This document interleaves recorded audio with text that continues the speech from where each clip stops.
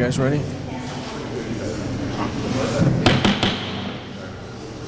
Call the meeting, call the City Council Finance meeting for second evening to hear the budget for FY 2019 to order, please. Councilors, I believe you received a revised agenda in front of you. It's just a few changes that we had made last evening. Actually, we've already done the yellow block of June 4th, so here we are tonight with June the 5th.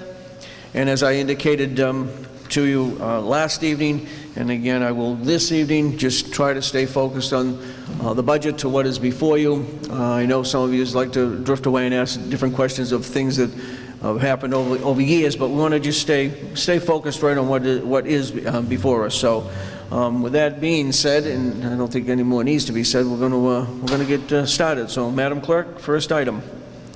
Clerk Anthony Giuliani, clerk. Good evening. Good evening, Mr. Clerk. How are you? Doing well, thank you. Very good. Nice to see you. My pleasure. Pleasure to be seen. Yeah, nice. Anything you'd like to say, or just? Know that it's a level-funded budget. The increases are due to contracts that we have. And other than that, there's nothing more that I can offer you. Other than it maintains itself. Any questions, councilors, for the city clerk? Councilor Fowle. Watching, we can expedite things. Okay. Is that it? Is that all? That's it. Thank That's you. it. I accept that conversation. Any other questions? Seeing none, we're all set with the city clerk one. Next one, Madam Clerk.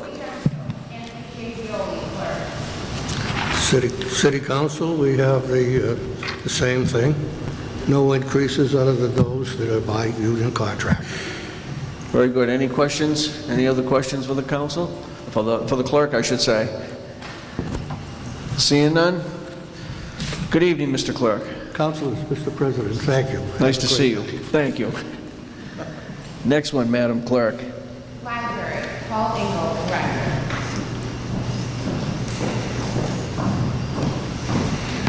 Good evening, Paul. How are you? I'm good, Mr. President. How are you? Good, good. Any presentation, or you just want to take questions? Or? I have a brief statement, if I may. Very good. Go right ahead. Good evening, Council President and members of City Council. It is my privilege to present to you this evening the fiscal year 2019 budget for the Brockton Public Library. This year's budget is largely level funded with two general increase requests. The increases are in place in order to accomplish two things. Increase the library's hours of operation at all three branches, which allow us to exceed our state-required minimum hours of operation. And the other increase will ensure that we continue to meet our state-mandated material expenditure requirement. In order to receive full state aid, the library must be open a minimum of 63 unduplicated hours a week. We currently fall 3 hours short, and in turn we are funded at a lower rate. When I was hired back in December of 2016, I was directed by the Library Board of Trustees to increase library hours of operation at the three branches in order to reflect the desire of the citizens of Brockton to more fully access the library, and also to bring us closer to the hours of operations at other libraries in the Commonwealth. To create this plan, I polled the Brockton residents about what increases in hours they would like to see and where they would like to see them. The results were that our patrons wanted more hours at the branches, followed closely by Maine being open more evenings. I also did a comparison of 6 libraries whose city populations are that of Brockton's: Lowell, Cambridge, New Bedford, and Quincy, Lynn, and Fall River. The FY19 budget is requesting that we fund positions that have long been approved and were unfunded many years ago. Refunding these positions will allow us to open the library system to levels that Brockton hasn't seen since before 2008, and get the Brockton library system hours of operation to reflect hours open at other libraries on my comparator list. The budget achieves meeting the hours open requirement by the state, the 63 unique hours, and increases our hours open from our 66 hours, which we currently stand at, to 90 hours a week, which will put us at parity with our comparator libraries. There is also a cost to increase the shift differential line in order to cover the additional costs of having staff work evenings and weekends. The other increases in the library is the materials line, in order to make sure that we maintain proper funding so that we meet the state-mandated material expenditure requirement. This line has remained level funded for many years, and keeping it level funded places us at risk of not meeting the MER and thus losing full state funding. I know this seems like a lot to ask. However, in the short time that I have been here, I have witnessed the Brockton Public Library blossom. In the short time that I have been here, I have witnessed the Brockton Public Library gaining momentum as being a cultural and civic community center, meeting the needs and desires of our citizens in the areas of arts, humanities, sciences, education, and immigration. Ladies and gentlemen of the City Council, thank you for your time and consideration. I am happy to answer any questions you may have regarding this budget or the library in general. Councilor Sullivan? Yes. Good evening. Thank you for that presentation. As you know, I've always been a big supporter of the library, and I will continue to. And it's great that it's moving in a very positive manner after so many years. In terms of the hours of operation, not of the main library, but of the east side and west, how is that going to change? Is it going to be more beneficial to the residents? Yes, I am intending to, the plan has each branch open 18 hours instead of 9 hours. So we're Okay, doubling the double hours it. at each branch. Okay. Oh, that's great. That's wonderful. And I know I asked this, and I've asked this of your predecessors. In terms of grant funding, the Carnegie, of course, Andrew Carnegie gave us the money to have a library in Brockton, and also the Bill and Melinda Gates Foundation. Are we still actively looking? Of course, we're looking for grant money, correct? But Yes, I mean, sir. are we looking at pinpointing certain foundations or grant foundations that could benefit Brockton and the library specifically? Yes, since I've been here, I've been awarded, I think, almost $50,000 in grant money through various organizations.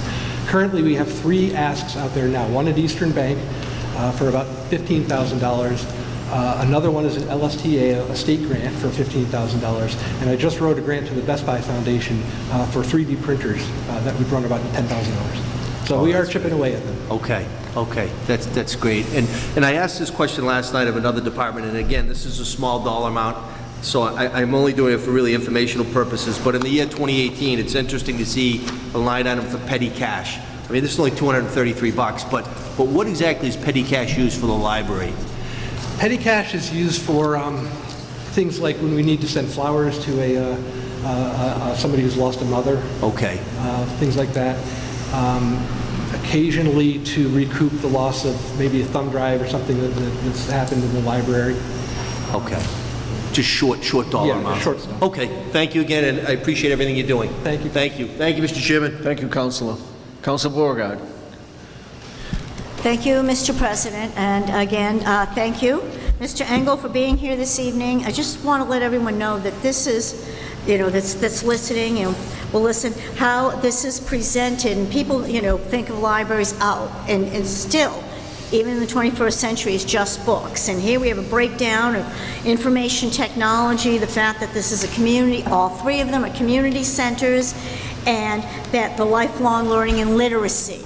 So here you are, there's tons of stuff going on. You're at the main library on one day, and there's moms and 2-year-olds doing the whole reading thing, and then you have somebody using the tutorial rooms, and then you have all these other programs, and I was hoping you'd just get 2 seconds to highlight the makerspace and how you've gone after grants for that, and how this enables this community to make us continuously just as competitive as everyone else with STEM, science, technology, engineering, and math, and how you continue to serve the population that's, how I say, doing the wind down, retired and what have you, and all these activities. So I'm not going to, I'm going to be honest, being involved with the library for over 20 years now, I just, I will be supporting this budget. So thank you. Thank you, Councilor. Thank you, Councilor. Councilor Derrencourt?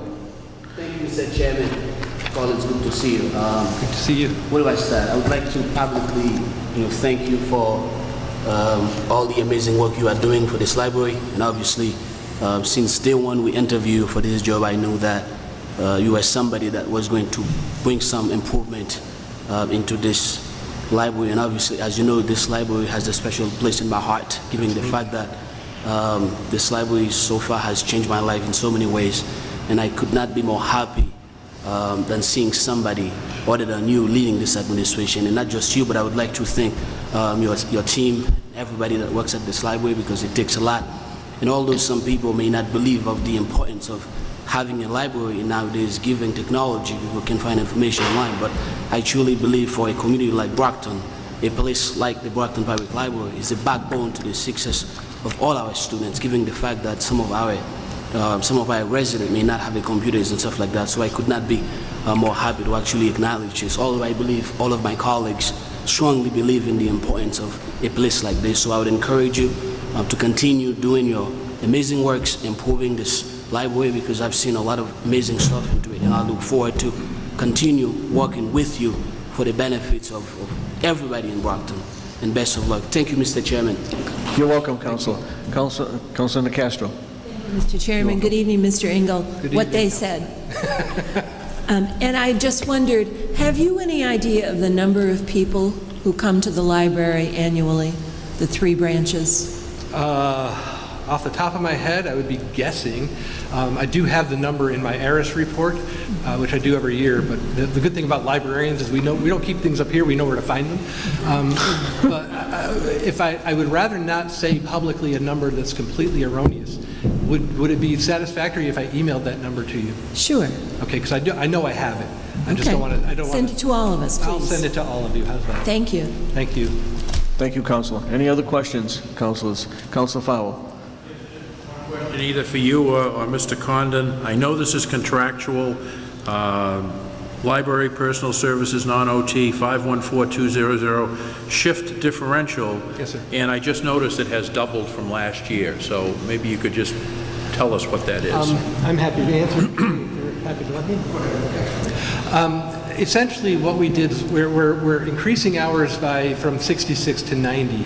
And what I asked was to get an idea of if we had everybody working their maximum shift differential. So we plugged everybody in at max, and that's the number we came up with. I admit that might be high, it might be, and I admit that I was shooting a little bit from the hip there, but I've never done this before. And I wanted to make sure that when we implement this plan, that we don't fail by underestimating the costs. I figured if we overestimate the cost, the money comes back anyway, and then we can do a look at it at the end of the year, and then say, well, okay, we overshot it by X amount, so we don't have to ask for that much. Does that make sense, sir? No, that's fine. Thank you. Thank you, Mr. Chairman. Thank you, Councilor. That's it. Seeing it. Councilor Cruz. We have one appointment before us for a library trustee.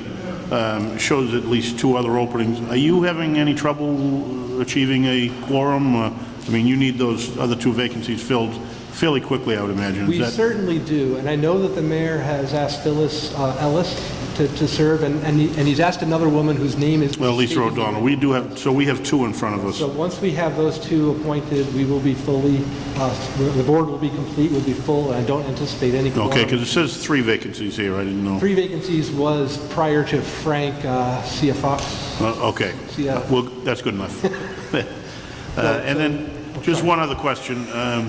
The Board of Trustees voted quite a while ago to name the library the Thomas P. Kennedy Library. Yes, sir. Have we moved forward at all on branding that and dedicating that library? In full disclosure, obviously, everybody knows Tom was my cousin, so it's near and dear. What do you need to move forward on that? We had a little snag making sure the money was in our budget. Jerry Cassidy and I worked that out. So I've contacted one sign vendor and got 1 quote so far. It was from Sign Design. And it was a little high. The sign was beautiful.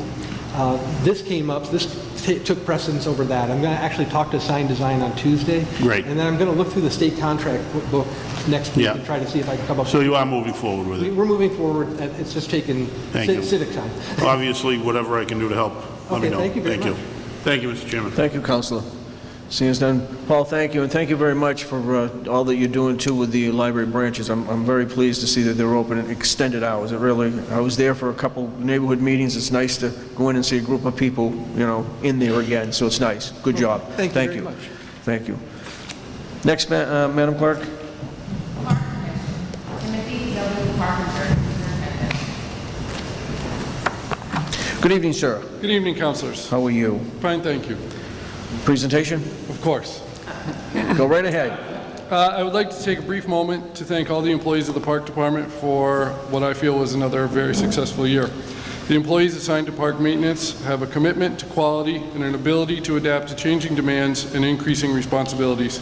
They provide for enjoyment and use of various parks and ball fields throughout the city and are truly a dedicated group of individuals. Of particular note, I would like to thank Mr. Russell Muniz, who is in the midst of his 50th year serving the city.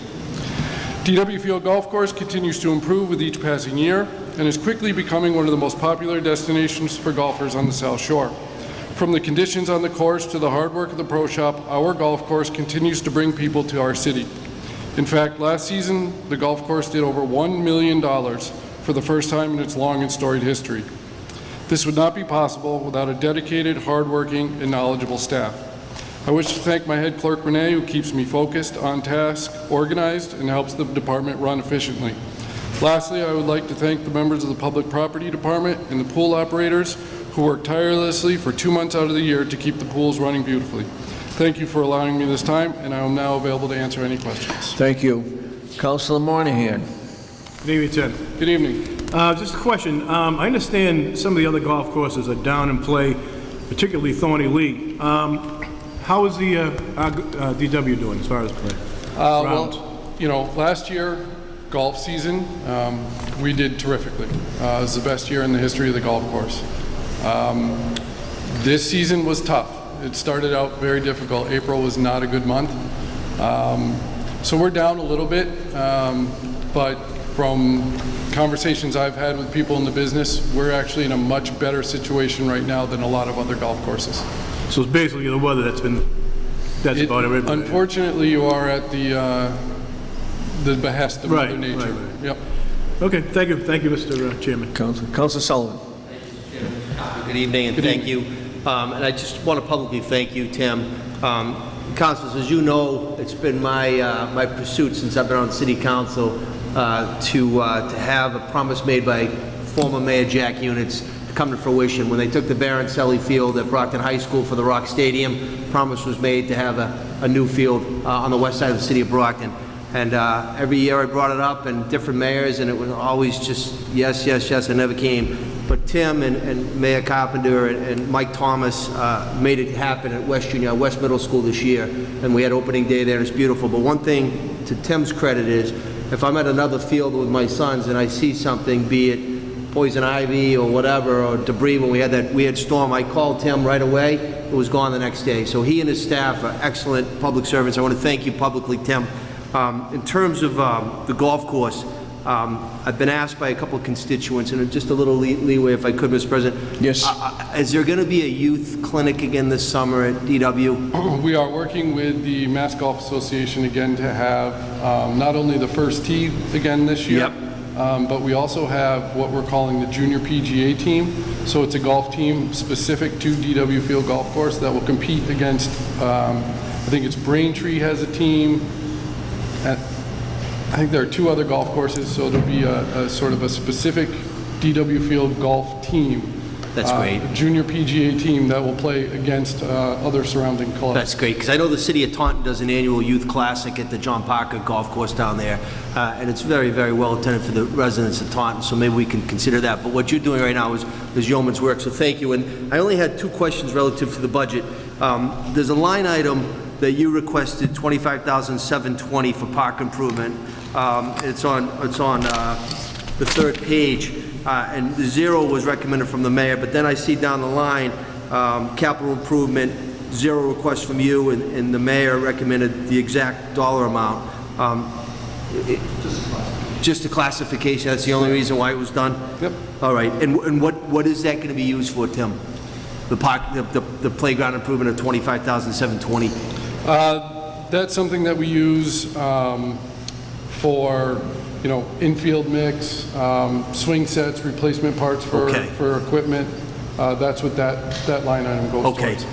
Perfect. And my only last question is, and again, it's not a huge dollar amount based on the total budget, but consultant, $24,200. What's the purpose of the consultant? That particular line item will go towards the inspectors for the dams, so we have a series of dams Okay. within the park, and that's Yep. what that line item goes towards. Excellent. Keep doing what you're doing. Thank you. Thank you, Mr. I will President. miss the question, Counselor. I will miss the Baroncelli Field question every year. I will miss it. I'm going to still bring it. Well, you know what? I might not be here much longer, so, you know, we never know. Councilor Azak. Mr. Carpenter? Good evening. Actually, Council Sullivan asked the question, one of my questions was regarding the youth workshop. When you do find out, when you get it together, can you please send us the information so we can share it with the public to get our youth, Brockton youth involved? I know in the past it's been very successful, so Yeah, and it makes perfect business sense to invest in the future of the game. definitely. Another question that comes from many constituents, are you taking on any interns this season? College interns? I know they have to be a certain age to work at the golf Correct. course. So, and if this budget is approved, then yes, we will be hiring some more temp seasonal employees.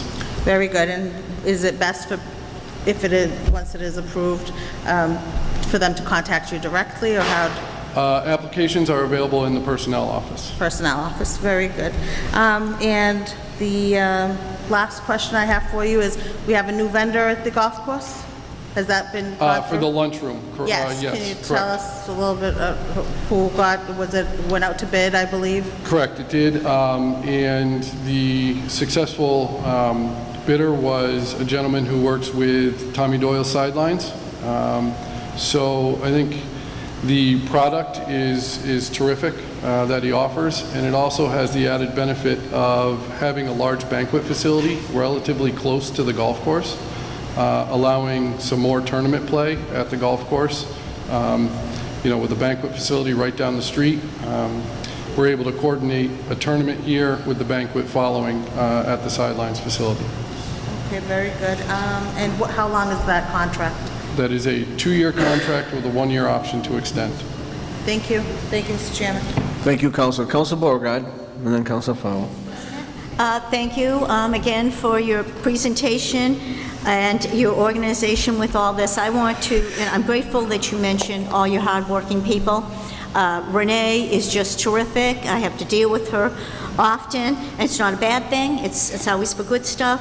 And, you know, I see here, some departments don't have any real capital expenditures. I feel that yours are justified. It seems that if you have a moneymaker in the golf course, then naturally you have to spend money to continue making money with whether it's repairs on the golf course or whatever, and it just seems that they all make sense. I noticed that there's always, it seems like vacant, not funded.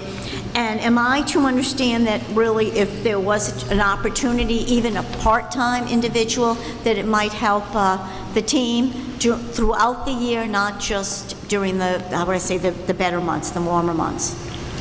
Well, during the spring, summer, and fall is really when we are going full bore. Yes. So that's the importance of that temp seasonal position, is it does give us the ability to supplement our full-time staff to, spring cleanup, to mowing through the spring, to leaves in the fall.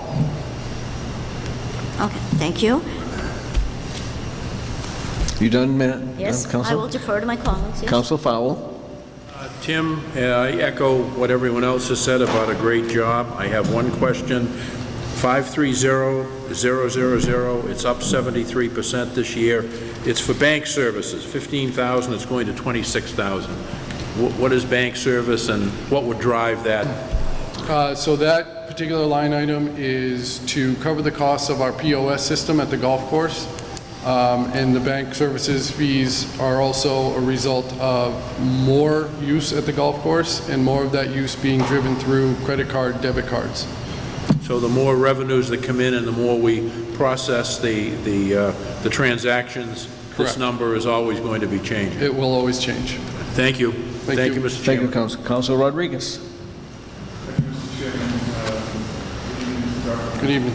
I want to echo some of the comments that have been made here by my colleagues, but I need to ask you a question, because when last time you came in front of us, I had brought up the issue of that damaged tree on Perkins Park. it's still there, and it's still very damaged, and it's still providing the shading to individuals or people that we want to move along. Is there any way that you could kind of get that stuff taken care of sooner than later? Yes, I will work on that sooner rather than later. All right, thank you. Thank you very much. Thank you, Mr. Chairman. Thank you, Councilor. Councilor Castro? Evening, Tim. I noticed that your on-call number has doubled. Why is that? Well, we're hoping to promote within the department. We've put together a really solid team at the golf course, and I'll be honest with you, the golf course industry is pretty cutthroat. We've had a lot of people trying to take they've seen what we've done with the golf course and how well the golf course is performing now. So we're trying to promote from within, and part of that promotion process would be an on-call. It's contractual. Okay, thank you.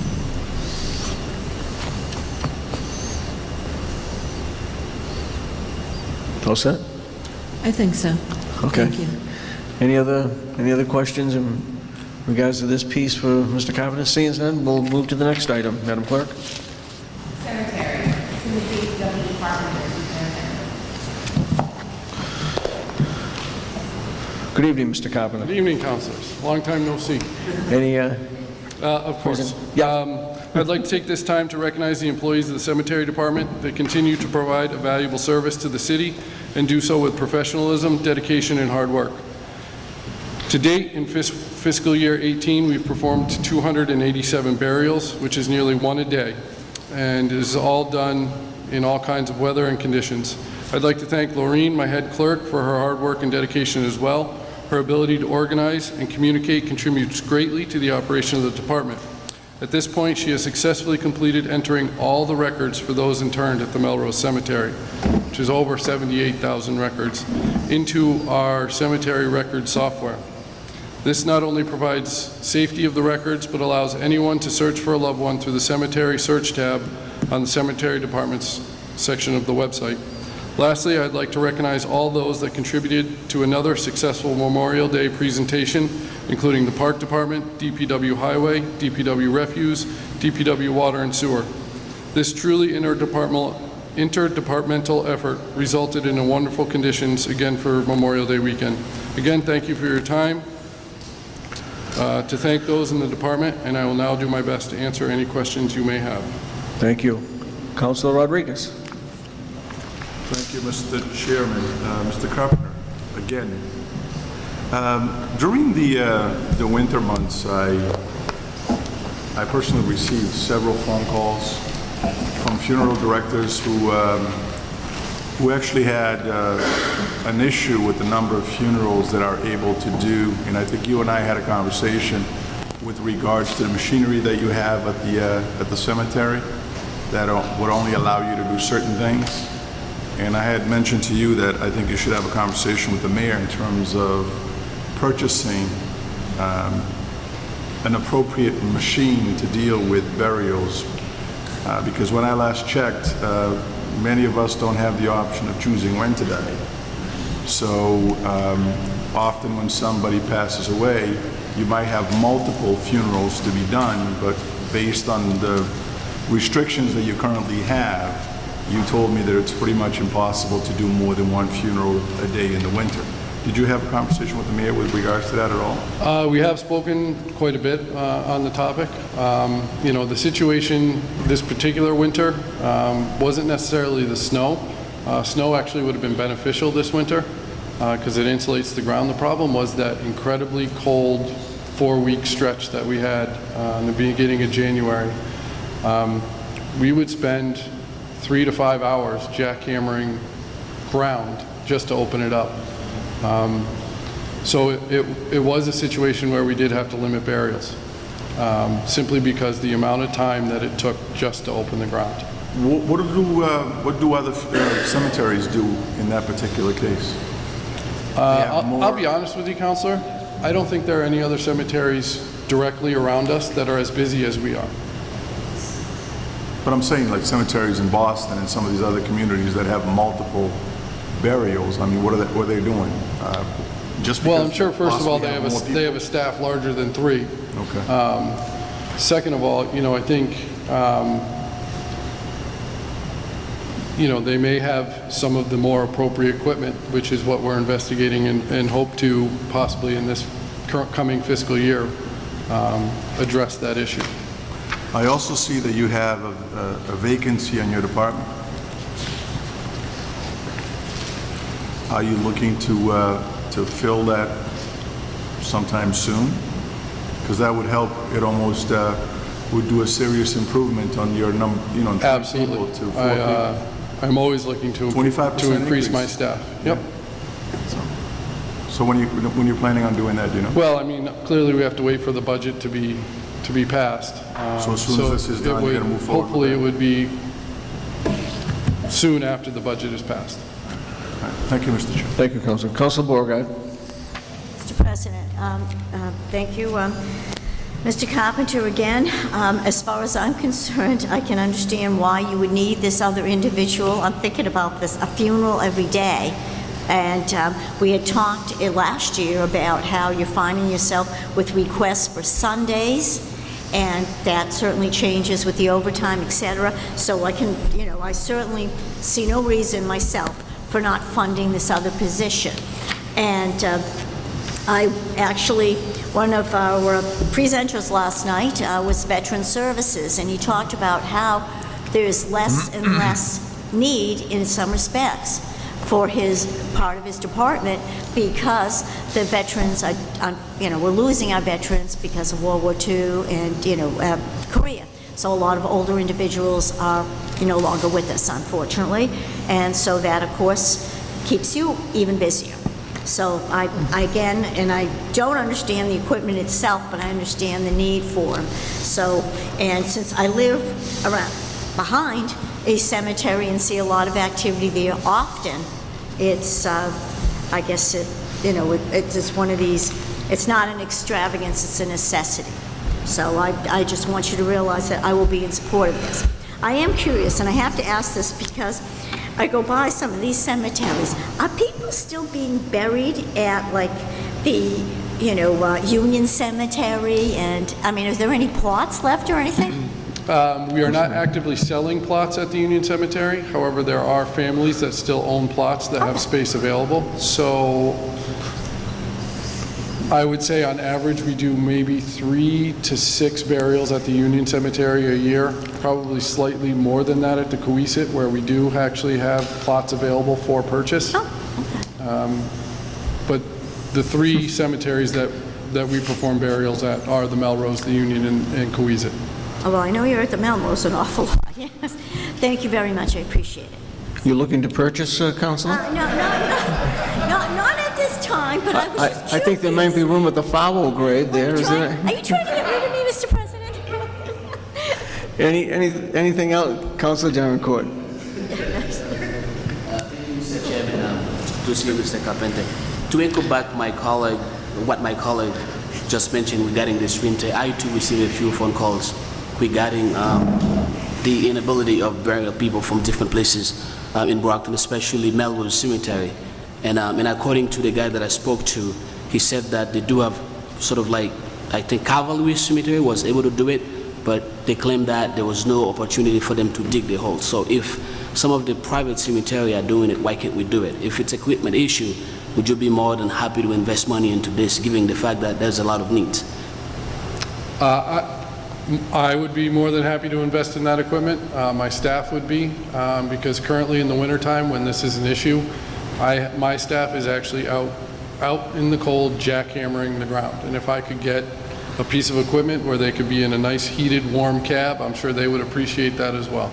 I mean, based on what you just said, it seems like it wasn't really the snow, it was kind of like the ground was frozen. Correct. But so according to the gentleman that I spoke with, he claimed that some of your employees claimed that there was too much snow on the ground. So it seems like there was some confusion regarding this situation. Well, occasionally, as like 2 winters ago when we had the crazy February where we got 10 feet of snow, that yes, the snow can be an issue occasionally. There are, The cemetery staff not only plows the cemeteries, but they also work for the DPW plowing roads. So there are some days that we do get behind. But I think we do a very good job on catching up and getting to where we need to be in order to serve the city. Yeah, a few minutes ago you stated that this winter it's kind of like take you guys 3 hours to dig the hole. So usually how long does it take? Currently, it's probably about an hour, hour and a half, maybe, if that. So it seems like it is an equipment issue.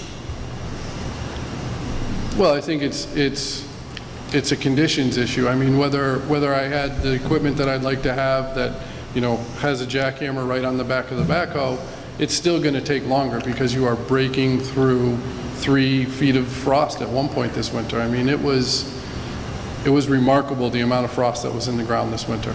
Yes, the reason why I'm asking this question, given the fact that we live in Massachusetts, so we do have a possibility of expecting a lot of snow, and of course, cold weather. So what I would like to see is that, I mean, hopefully if you can do some investigation in terms of like find out what are the equipments that you need to buy in order for you to satisfy that, and obviously, you know, some of our residents can receive this kind of services. And I do believe that you do have desire to do so, but I would encourage you to sort of like look into it to see, you know, let's say that next winter we face a situation like that, you will receive better equipment that can actually, instead of like 3 hours, put it down to 2 hours, or why not an hour and a half.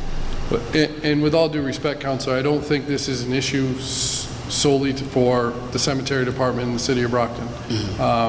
You know, I know that it's an issue at private cemeteries, other public cemeteries. You know, like I say, as with the golf course, sometimes you are at the behest of Mother Nature. Thank you, Mr. Chairman. You're welcome, Councilor. Councilor Cruz. You know, obviously, Tim, I know you know what equipment would be good, but we can't always be prepared for I mean, this January was unbelievable. My question is the entire cemetery enterprise fund or just the grave liners? I guess my question then maybe is for Jay. None of it. There's no revolving fund for the cemetery anymore. Nope. Shouldn't it be? No. It is not authorized by state law to be an enterprise fund, cemetery operation. It could not be, so... No.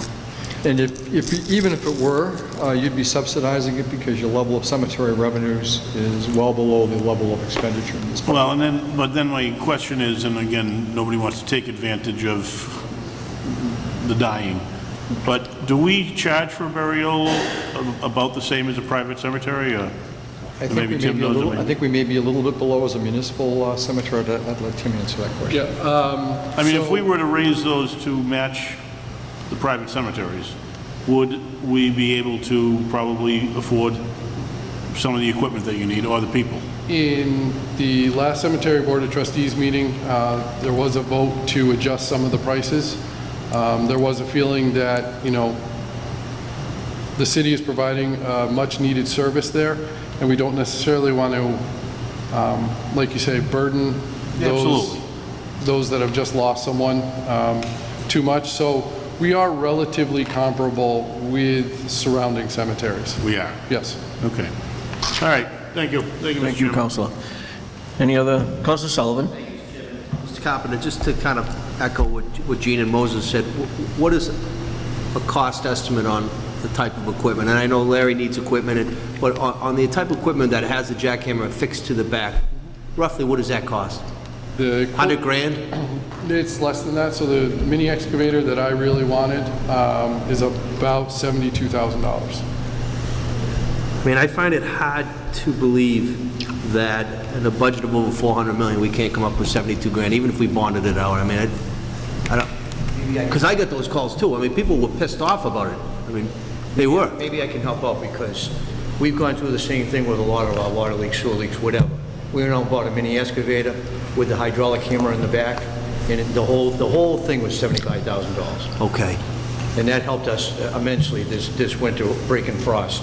We had 3 or 4 feet of frost in the streets. So I know what he was up against. With a jackhammer, with this hydraulic hammer, get below the frost line within an hour. Yeah, I mean, I mean, I'm looking at a different revenue source, right? But first of all, we're in the people business, right? And people that are coming to you are having a traumatic event in their life. But quite honestly, to have a City of Brockton employee in the bitter cold for 3 or 4 hours jackhammering isn't healthy, number one, and it could create a liability for workers' comp. You know, I see that you have a line item here, you wanted 100 grand, and the mayor only gave you $1 for a capital expansion capital project. I mean, councilors, I know we did this in the past for other budgets. I mean, I think through the chairman, we need to echo the sentiments of what we're talking about tonight, and if we could come up with 75 grand, respectfully ask the mayor to do that, because honestly, people that are going to Melrose expect nothing but the best for their dearly departed, and 75 grand is a blip on the radar. So through you, Mr. Chairman, I'm going to respectfully ask that we go back to the mayor and see if there's any way that he can meet the needs of what Mr. Carpenter is looking for on that equipment piece. I will carry it back to him. And it's not just the Melrose Cemetery. I think we had a problem at Cohasset Cemetery Cohasset and Union as well. So any of our cemeteries, so I will go back and bring him the message that we need to do something and see what we can come up with within the scope of the year of somehow find a way to do it. Like you said, if we get a bond, we'll figure it out. But I appreciate that, Mr. Chairman, and I hope the mayor will agree to that. I think he will. In terms of that capital expansion project you were looking for, Tim, and it wasn't funded, well, $1 to keep it alive. How are we projecting the expansion of Melrose, which actually would be the land behind the Historic Society, right? Going out that way? Goes all the way back, quite honestly. Yeah, it goes just about to the Stoughton line. Yeah. That particular area is an exceedingly difficult area to expand into. It's wet. Because wetland issues, and you would probably have to create a new entrance because we do have developed land heading towards that direction. So we have available plots in single double E. So you would lose some plots there to gain access from the sort of near the maintenance facility. Okay.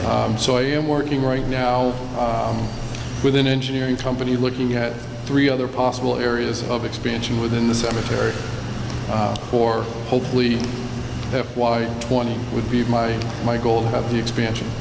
Okay. Thank you. Thank you again, Mr. Chairman. Thank you. Any other councilors before I go back to 2 other councilors that wish to say a word again? Seeing none, Councilor Rodriguez and then Councilor Davenport. I just wanted to follow up on something that Council Sullivan just brought up in terms of expansion. Some cemeteries in Boston, for instance, are doing stackable burials, meaning that one on top of the other for joint grave sites. Is that have you or the trustees contemplated doing something like that? Because you can actually almost double your availability of double plots by doing that, and they're doing that all over Boston now. So. Right. Pine Hills does that as well, right around the corner here in West Bridgewater. They go double deep. That's what we call it. It would require retraining of some guys because you have to, OSHA rules say that you have to shore up any hole that deep. So it would require some training, and again, equipment? It is an equipment issue for us right now. And to be honest with you, we have some issues with ledge over at the Melrose Cemetery. So promising and laying out double deep, not knowing where the ledge is, might be difficult. But is this something that you might look into? We could as look far into as to provide you with better availability in a sense? All right, thank you. Thank you, Mr. Carpenter. Thank you, Mr. Chairman. Thank you, Councilor. Councilor Davenport. Thank you, Mr. Chairman. I just want to point out that, Mr. Carpenter, that I'm not looking forward to buy any seat or any lot soon at the cemetery. I just want to clarify that. Okay. Thank you, Councilor. Anything else from Mr. Carpenter? And I'll talk to the mayor on that when I meet with him next week. Okay. Thank you. Seeing done. Next item, Madam Clerk. Parking Authority, Robert A. Connelly, Executive Director. Good evening, councilors. Mr. Malley, how are you? Good. How are you? Good. Anything you want to say? No. Anything that you need to know or don't need to know about parking will be contained in our annual report, which will be out by the middle of next month. Okay. That being said, I want to mention for the people who haven't been here on the council before at budget time that our budget is self-funded. We have the money set aside for next year's budget already. And it is mostly level funded. I'm going to try and anticipate some of the questions here.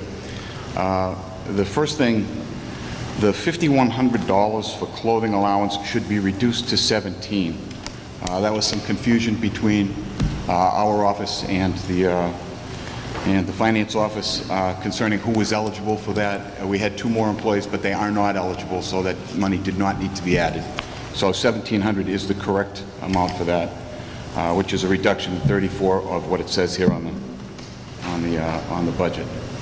The building rental and lease line item is considerably higher. That is for the costs of leasing properties to relocate the people who are parking on the footprint of the new garage. We're going to have to lease a couple of properties. One lease has already been signed, and we're looking at one other, and that's what we anticipate spending on the leases for that. The waste removal increase is contractual. There is a capital projects line item in here for $50,412. That's to replace the pickup truck. It's a 2006 that we use every day. It carries the plow, it carries the sander, and the frame has rotted right through. So we need to replace that. And the only other item that has changed over a level funded budget is the snow removal. We've averaged $59,000 over the last 10 years in snow removal money. We keep budgeting 22 and making the contractor wait until the end of the snow season to pay his bills, and it's become kind of unfair. So I thought if we raised it to 40, at least he's not in as bad a situation as he has been, waiting for his money from the city. And with that, I will answer any other questions that anybody has. Councilors? Councilor Delacourt?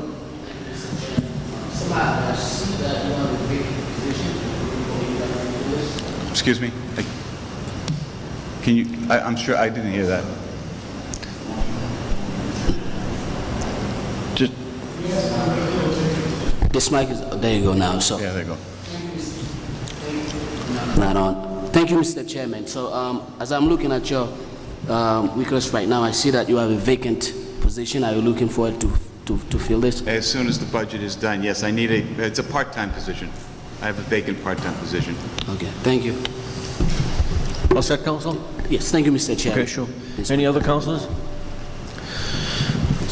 You're all set, Mr. Malley. Thank you very much. Thank you very much. Madam Clerk, next one.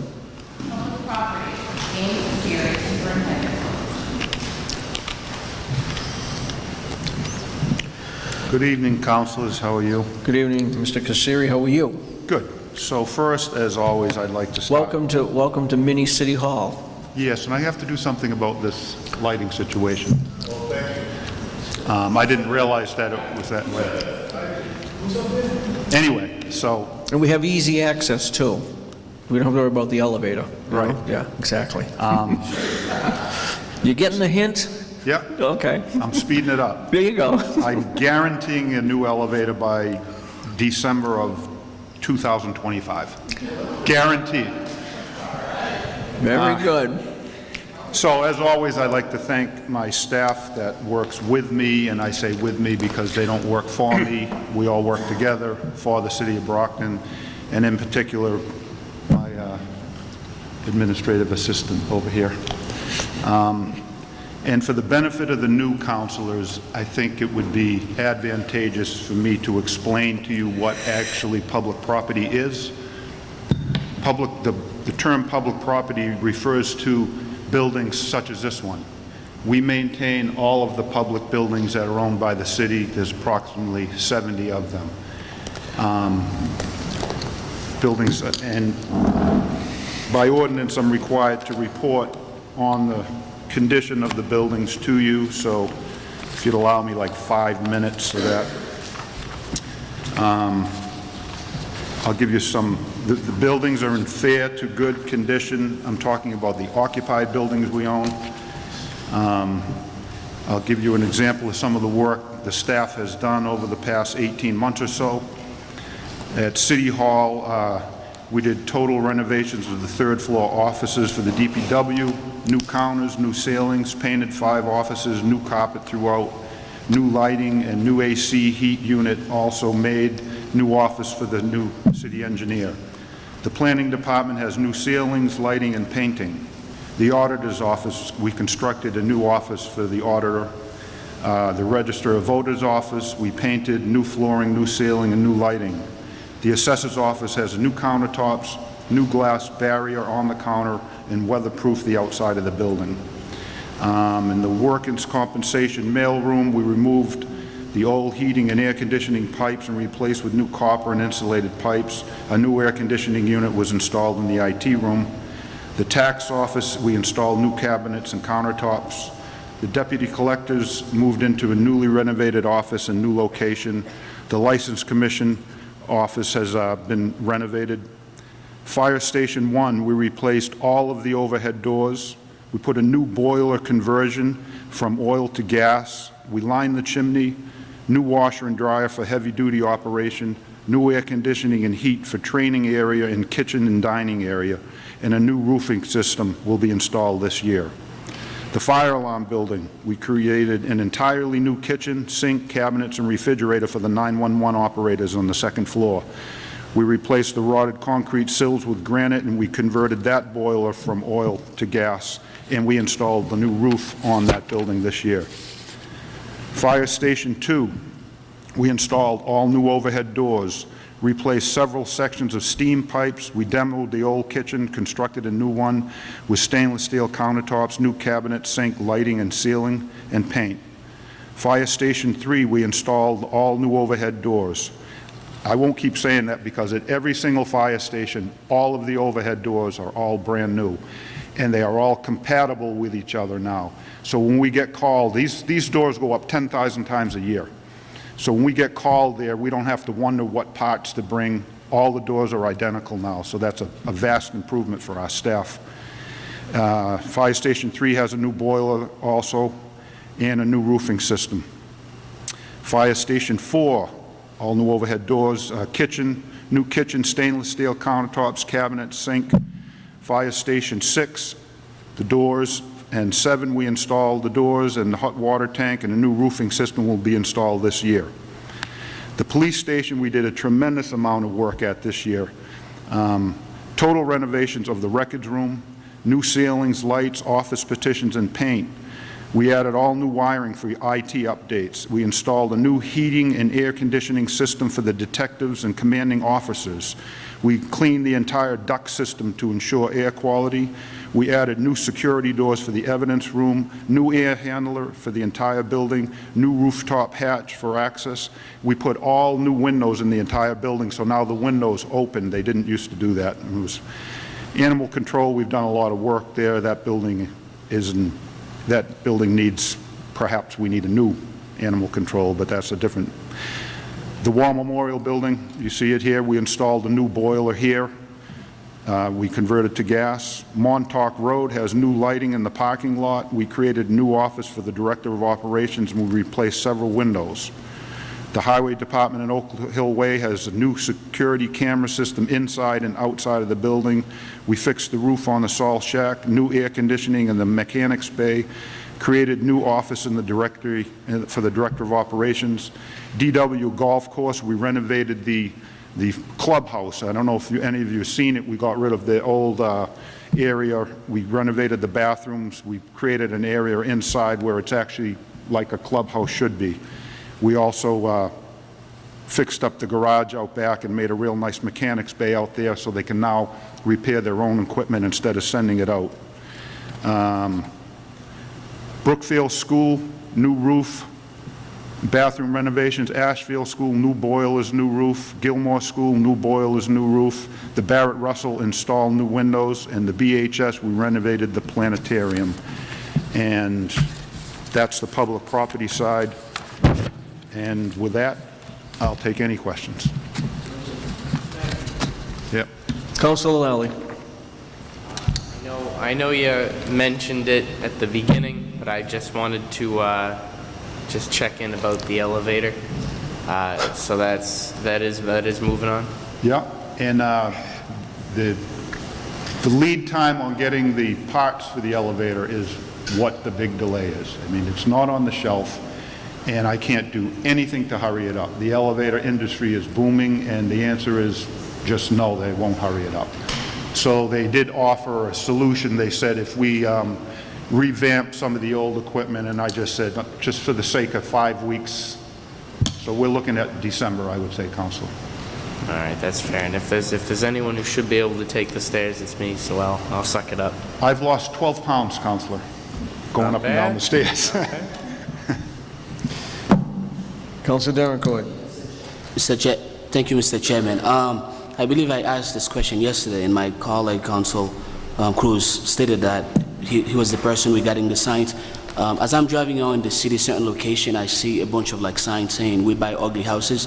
As we speak, in front of my house, which happened to be in Midland Street, there is one up there. So I was wondering, like, is there a fee for those people? I believe there is a number on it. If there is a number on it, I'm assuming that you can call them, because I believe they shouldn't be able to do that. So we do that, Councilor. Okay. We take them down, and if they become habitual, we call them up and let them know that not to do it anymore. But it's been an ongoing thing. I've been working for the city for 22 years, but at public property for 17, and we've been removing signs for all of those 17 years when we see them or when someone calls. So if anybody sees a sign or signs in the area, give us a call or the C-Click Fix, and we'll get them out of there. Yeah, like as we speak, there is one. I mean, I try to take it down, but it's kind of like so high. I don't want to hit myself up there, but I live in Midland Street, so that thing is up there, and you know, my mom keeps on complaining about it. What street?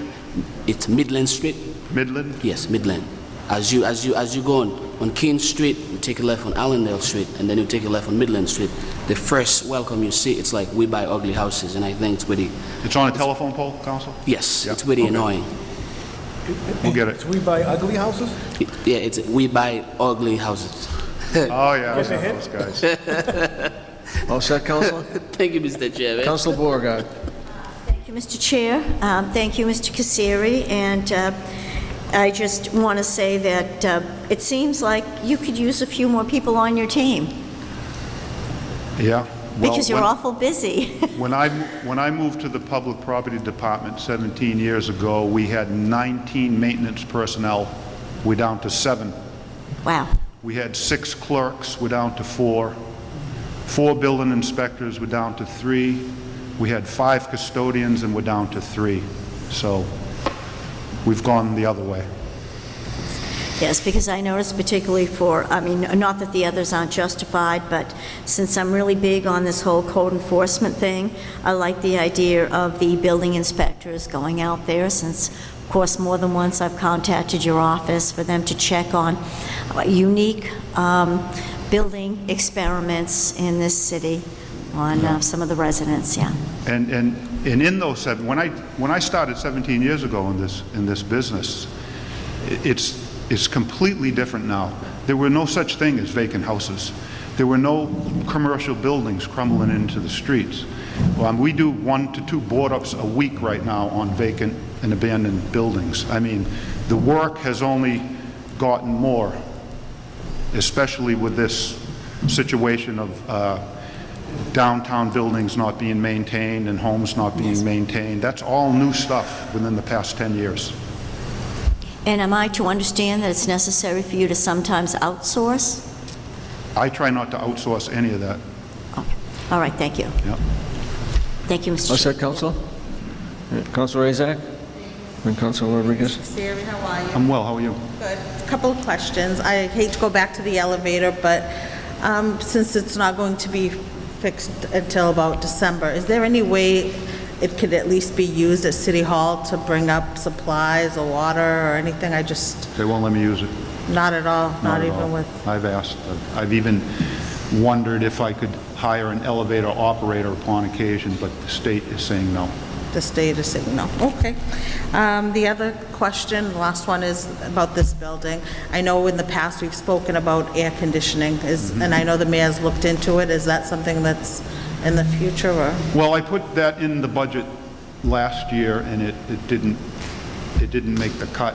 So this year being even a more difficult year, I didn't put it in, and what I'm going to do is I'm going to try to find out if my own staff can put AC, at least in this portion of the building, because the rest we can do with window units. So I'm going to try to have it engineered and do it in-house. I'm going to see if that's feasible, and I think it is.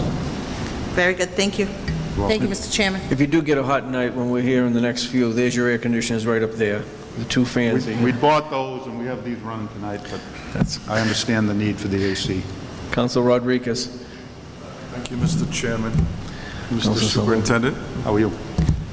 I just want to follow up on something that Council Barrett brought up in terms of those We Buy Ugly House signs, or any other sign in the sense. Do you have the recourse or the means to cite a business for putting on an illegal sign in the city? I don't know if I do or not, Councilor. I will tell you the signs that they're putting up are expensive.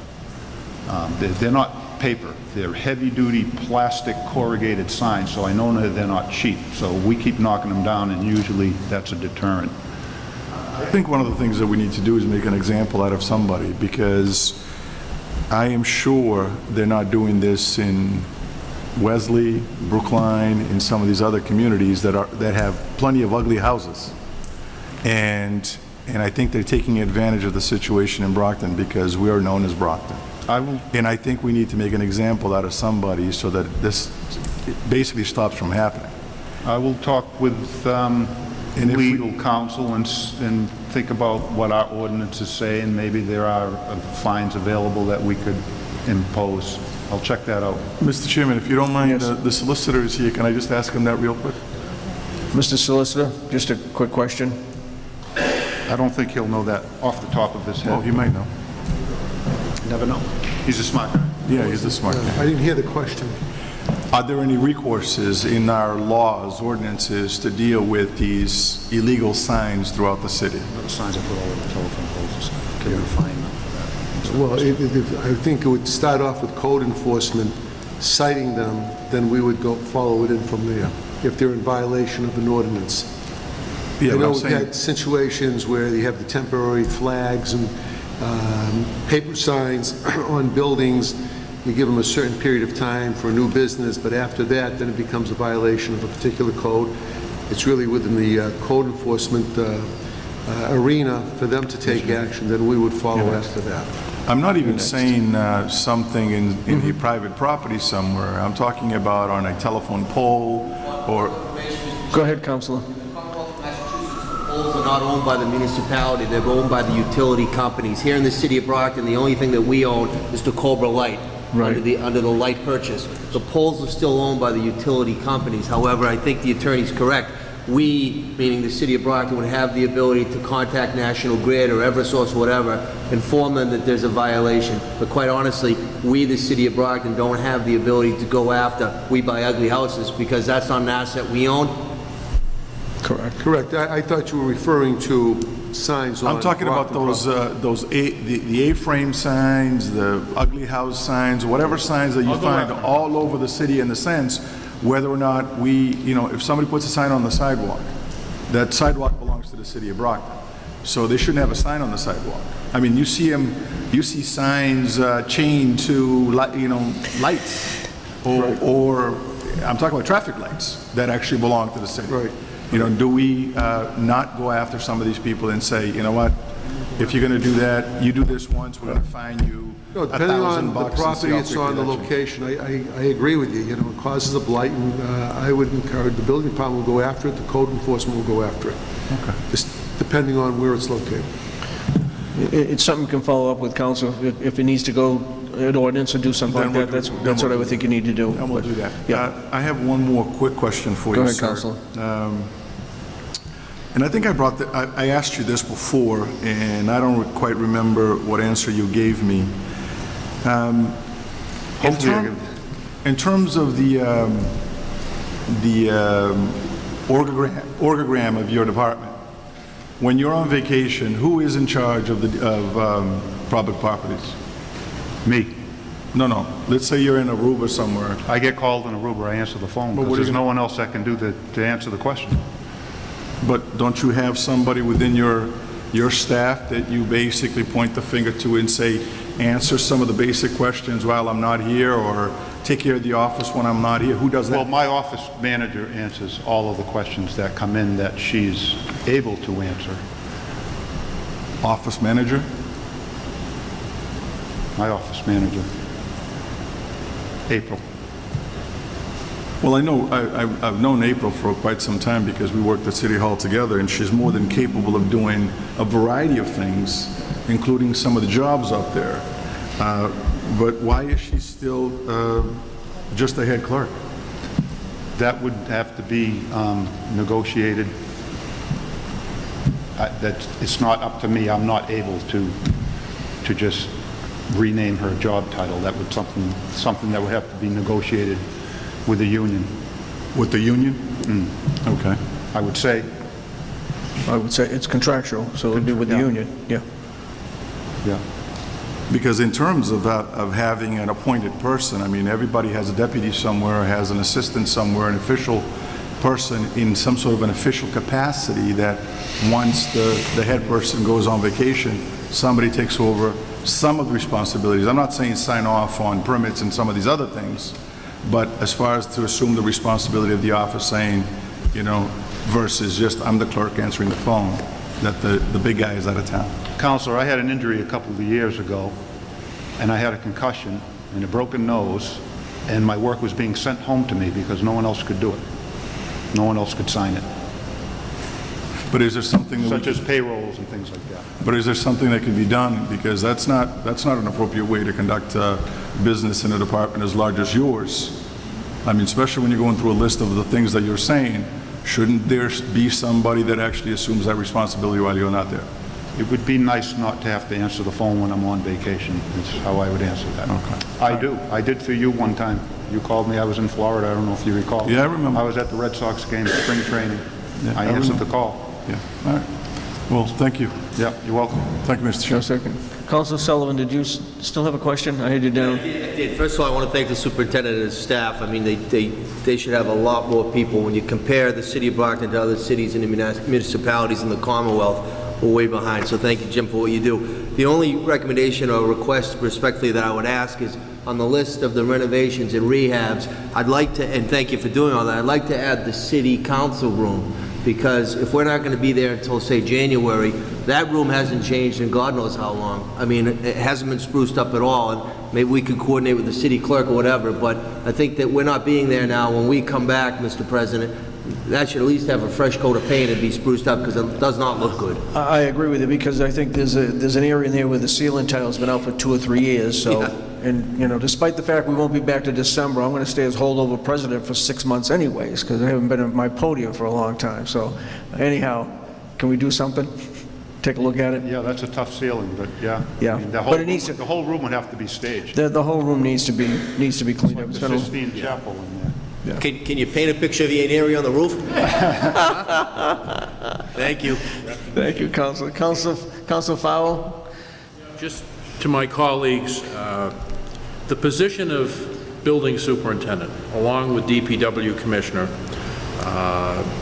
they should be in the same ordinance pay group.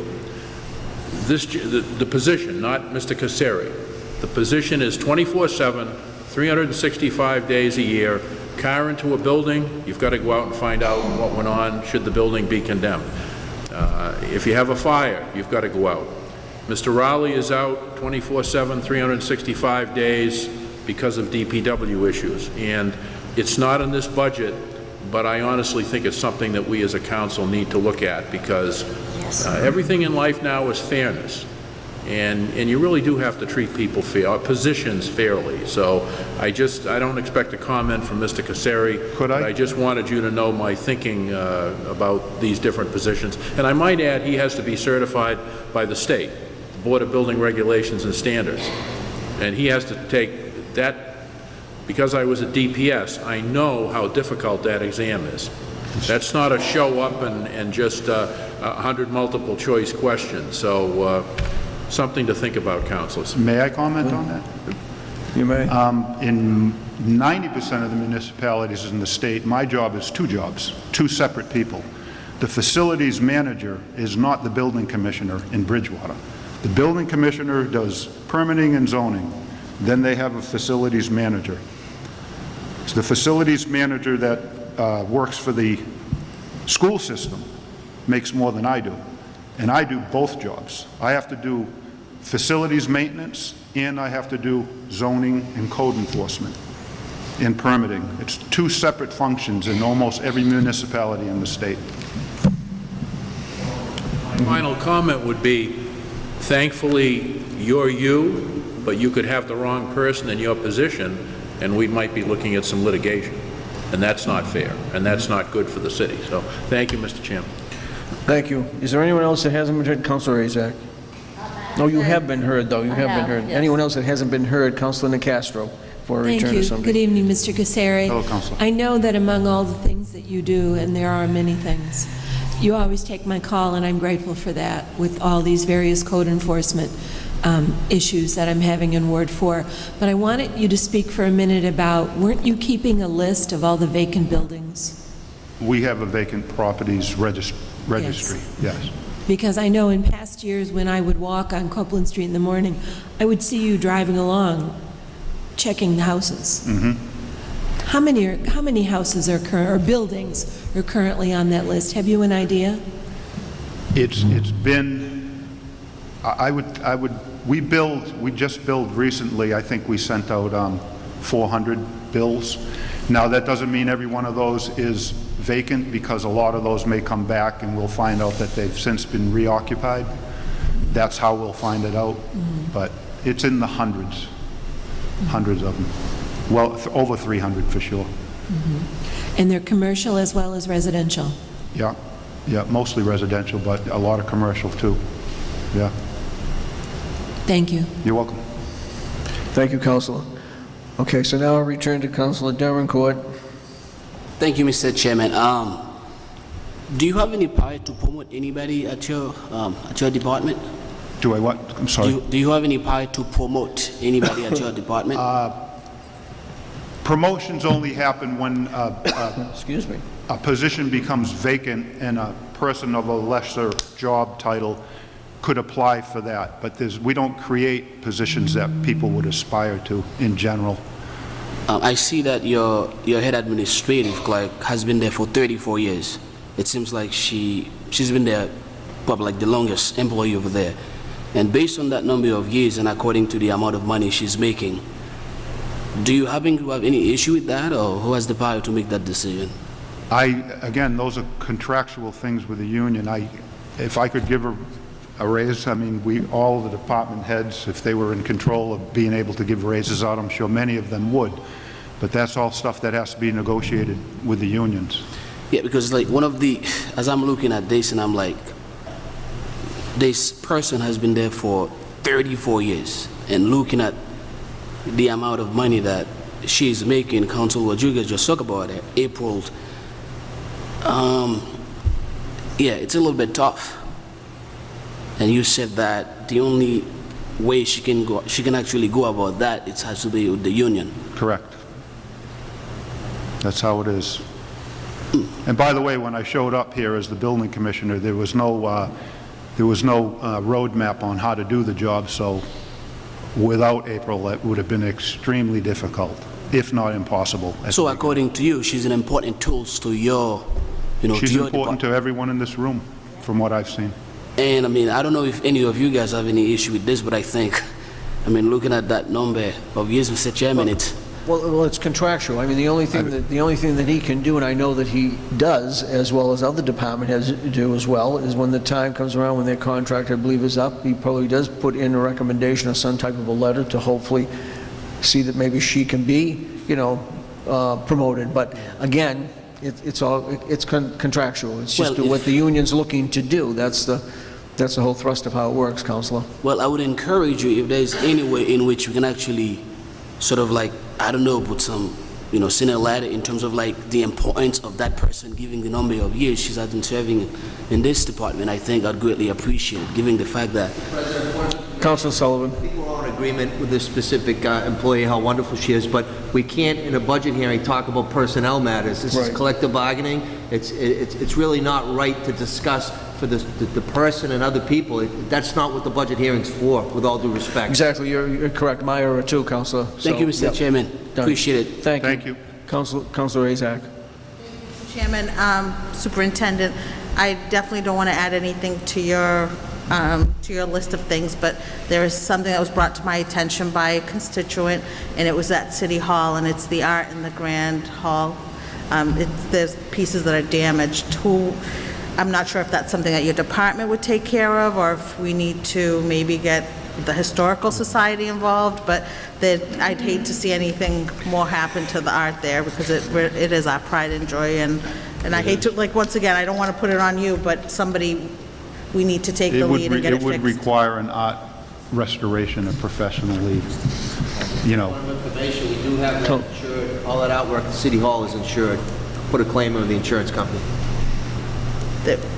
Can we look into that, Mr. Condon? Well, I would think the damage is due to the age, and not necessarily that it would be somebody damaged it, but I'll look into that, and maybe I'll talk with Paul, the grant writer for the city, and see if maybe we could get a grant. I would think that there's grant money available for art restoration of that type.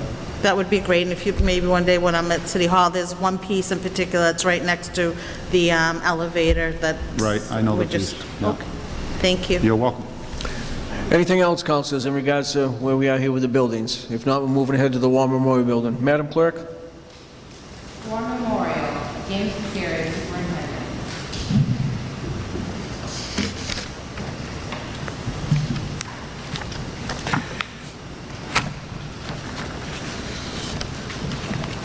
I'm good.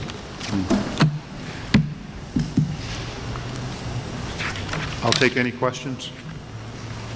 Councilor Cruz. Just a quick question, Steve. Is the Board of Trustees full, or do you need people on this? I'm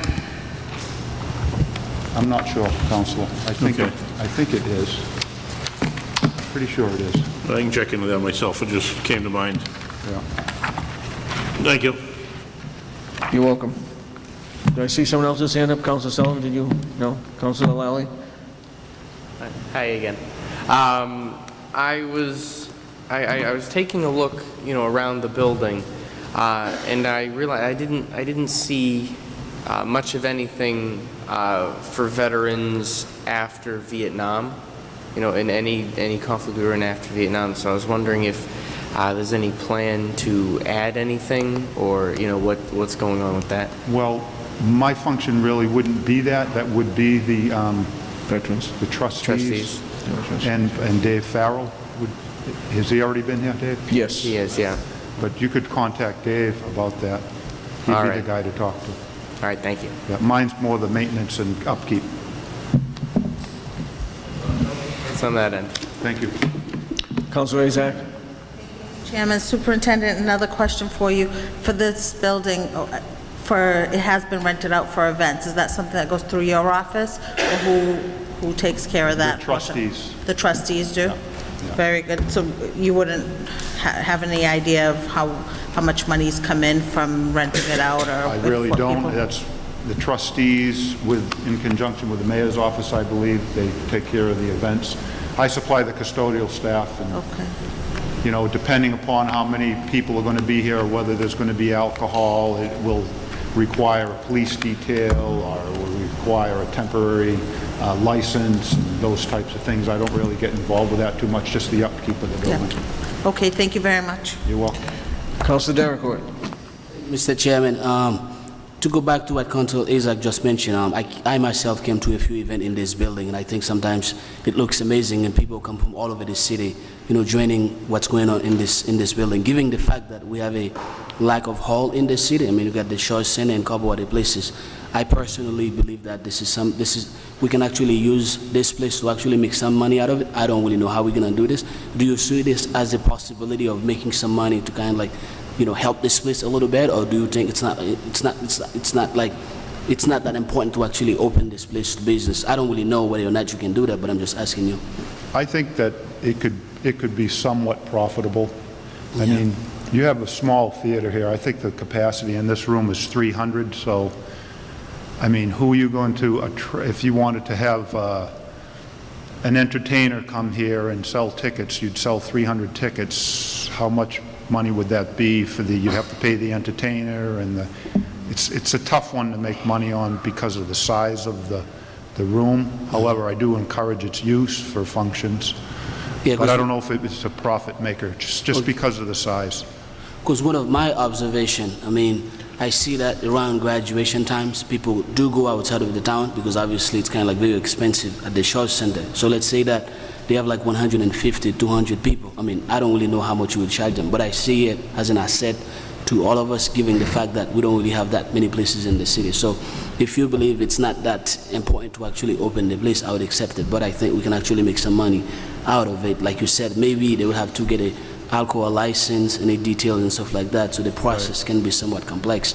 So I'm like, whether or not we can actually do something about it. Well, the nature of this building would be to use it for functions like that, but I look at things in a practical sense as a tradesperson. And when you have an event in here, if you had a bunch of kids running around in here and they scratched the paneling on the wall or things like that, are we making money or are we losing money? I mean, there's a lot of expensive, everything in this building is top-notch, 85, 90 years old, done by incredible craftsmen, is an extremely expensive building to repair. So it's something to be cautious of on who you rent it to and for what purpose, in my mind. Thank you. Thank you, Mr. Chairman. Thank you, Councilor. Any other questions? Excuse me, councilors. Seeing none? Thank you, Mr. Kasseri. Thank you, councilors. Thank you, people, as always, for a good job. Thank you. Madam Clerk, next item. DPW engineering, City of Youngstown, engineer.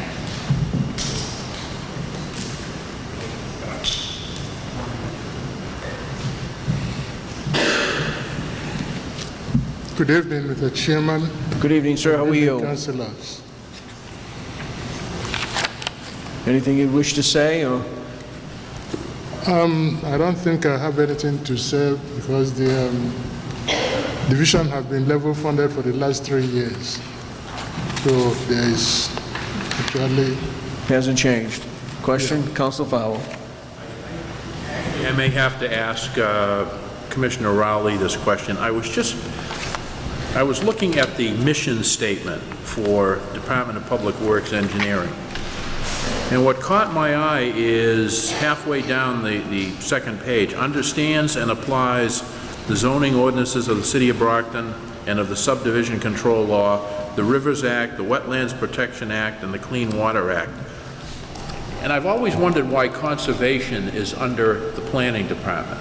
I would think that the very first thing that you would want to know with respect to a project that would entail the Conservation Commission is, what are the implications for all of those laws that that are cited in this mission statement? So whichever one of you, and I know, Cheeky, will you forgive me if I call you by your first name? I'm afraid I'll butcher your last name. You've had experience out in another community, I think serving on a board or commission. Do other communities have conservation under DPW engineering, or is it always under planning, or what could you tell me about that? Not really. What happens is that whatever plan comes in, comes through the engineering for review and comments. So based on the review, the either conservation or planning board will act.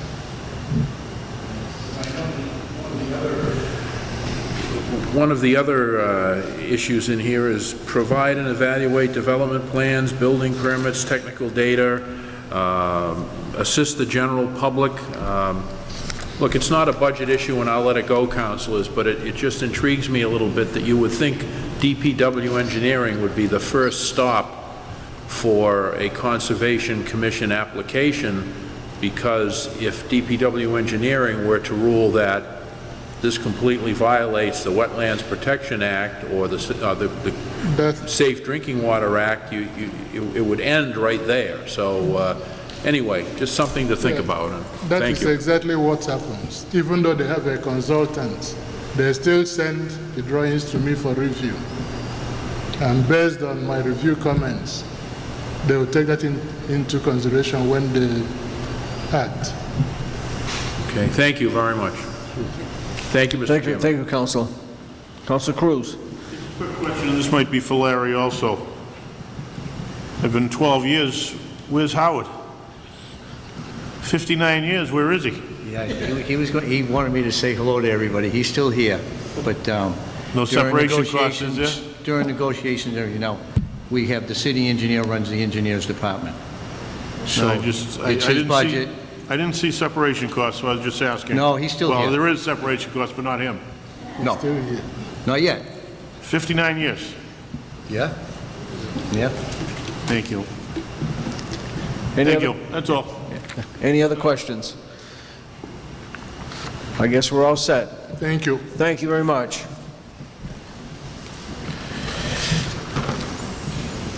Madam Clerk? DPW Commissioner, Lawrence Rowley, Commissioner. Councilors, the next few are going to be, the commissioner is going to be standing here for a bit, going through each one of his departments within, so I do want to stay focused on what we have in front of us and not deviate away from how much snow we get in 10 years from now, what's it going to cost us to plow it, because we don't know that. So I want to stay focused on what we got in front of us. So go ahead, Mr. Commissioner. If you have I think I'd like to just go budget by budget, and I have a few comments on some of them. Some of them are just level-funded budgets. Okay. So my budget's level funded. It doesn't change too much from year to year, other than some of the collective bargaining agreements that, for my help. Other than that, I'll answer any questions on this one. Anyone have any questions? Councilor Sullivan. I don't have any questions. I just want to publicly thank Larry and Pat Hill. I know Jim Caseri just mentioned he's been on vacation.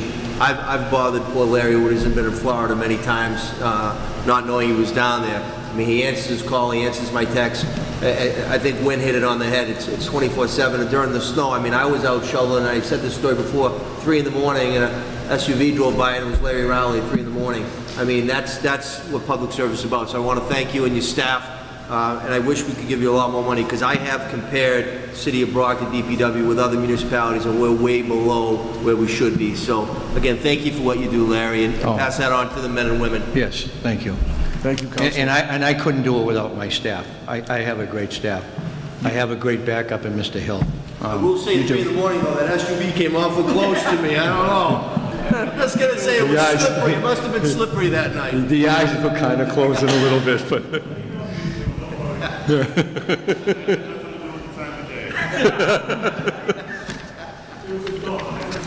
Councilors, any other questions pertaining to this particular item?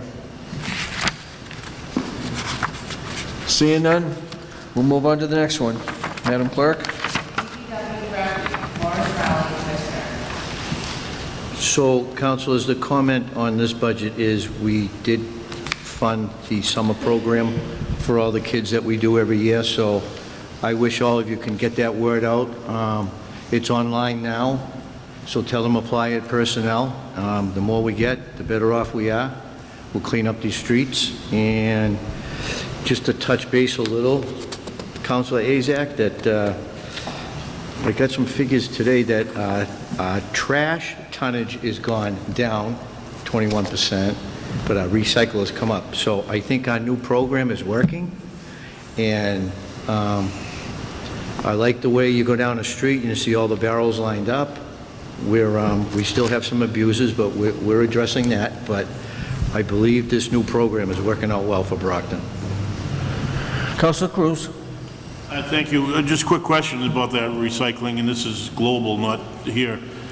There seems to be a lot of worry internationally about recycling because of the tariffs and all that. Most of our recycling actually goes to China. Isn't that true? Councilor, I know our recycling is done right here on Mulberry Street. Yeah. With Republic, and then they ship it to Connecticut. Where it goes from there, I don't know. So nothing you're aware of that you see any issues yet? That there may be problems with actually getting rid of it? No. Well, and that's the they're under contract, so that's all on them. They have For to now, get rid of yeah, our, for now. they have to get rid of our recycle. I don't, as long as they get it out of Brockton, I don't care what they do with it. Exactly, exactly. And it has, other than those few phone calls at the beginning, people were a little surprised about the size of the trash barrel, not understanding that it's as big as it needs to be. It seems to be working well. It really has cleaned up the streets. Yes, I believe it has, and I'm sure you've all noticed that also, so. Yeah, I like to go down the street, see them all lined up nice, and it looks, and there's no more flying trash during a windy day. And I'm glad there's wheels on those, because I don't feel so bad watching my wife at night putting the trash out, so.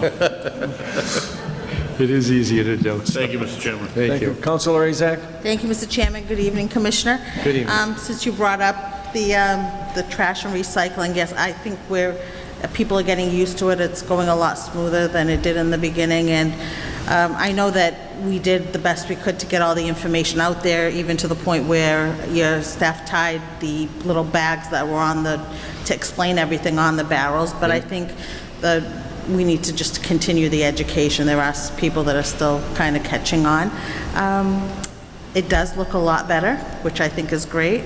As far as the image, I know that I've had a lot of questions with people that are recycling even more, so they need another recycling barrel.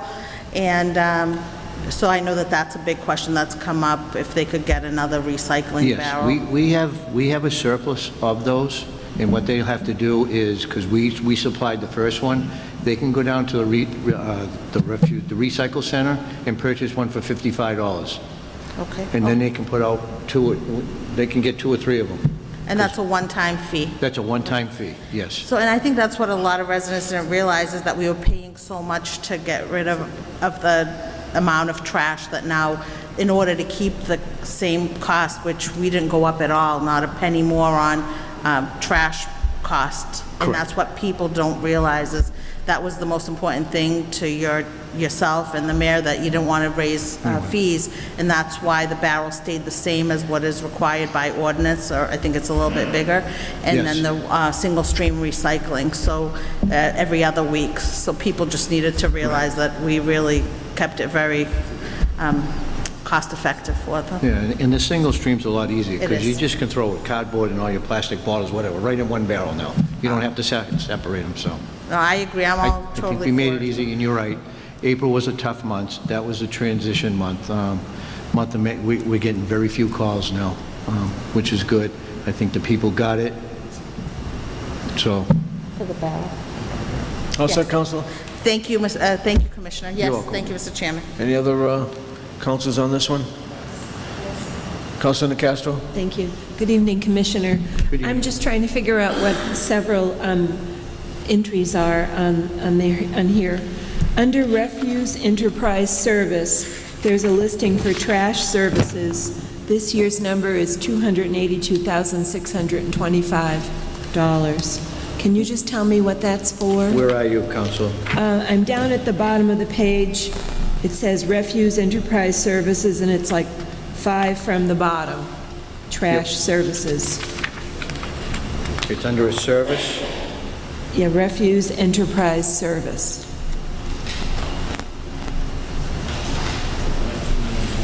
Yeah, you got it. I believe that's for disposal of TVs and CRTs and, So we paid $282,000 to get rid of those? no, wait a minute, that's a service, I'm sorry.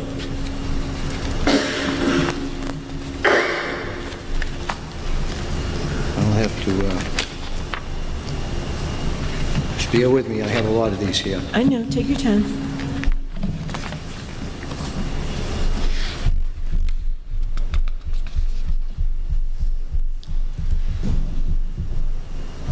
Yes.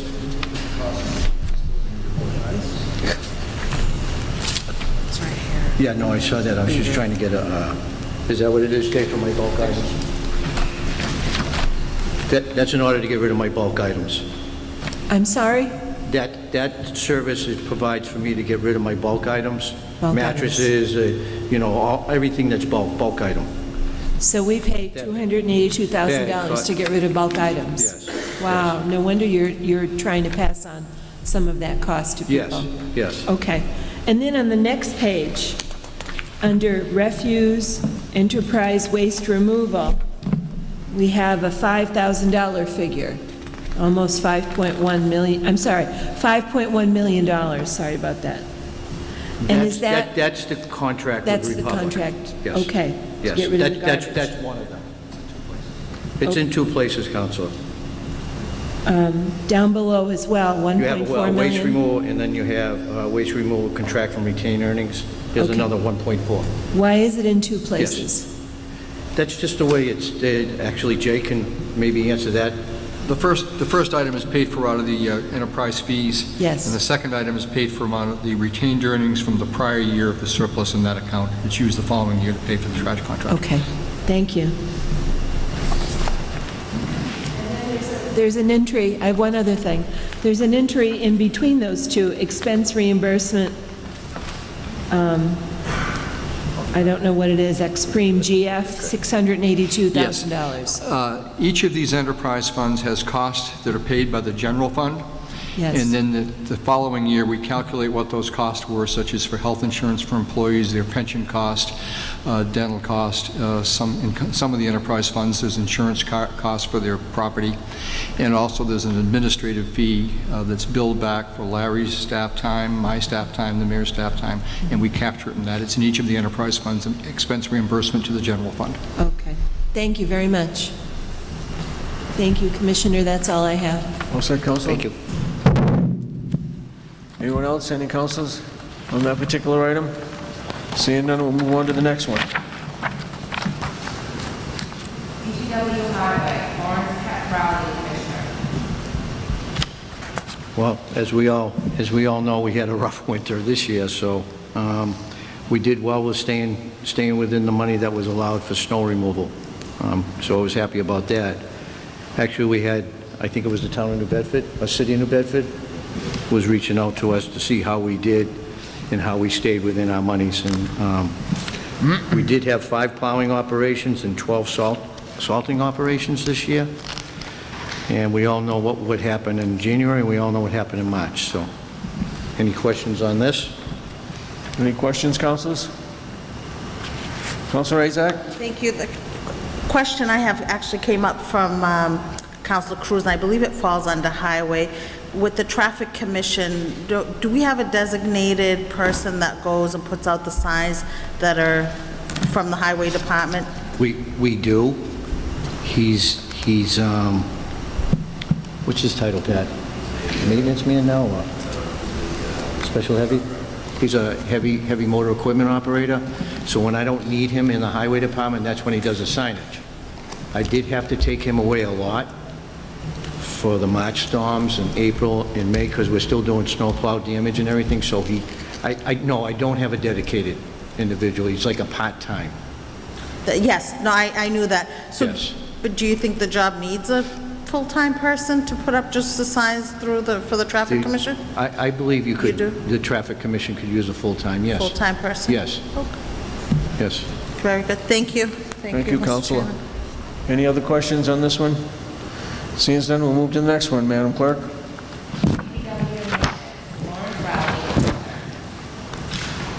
Councilors, this is my 2 mechanics in the highway, in the operations division. This has always been level funded.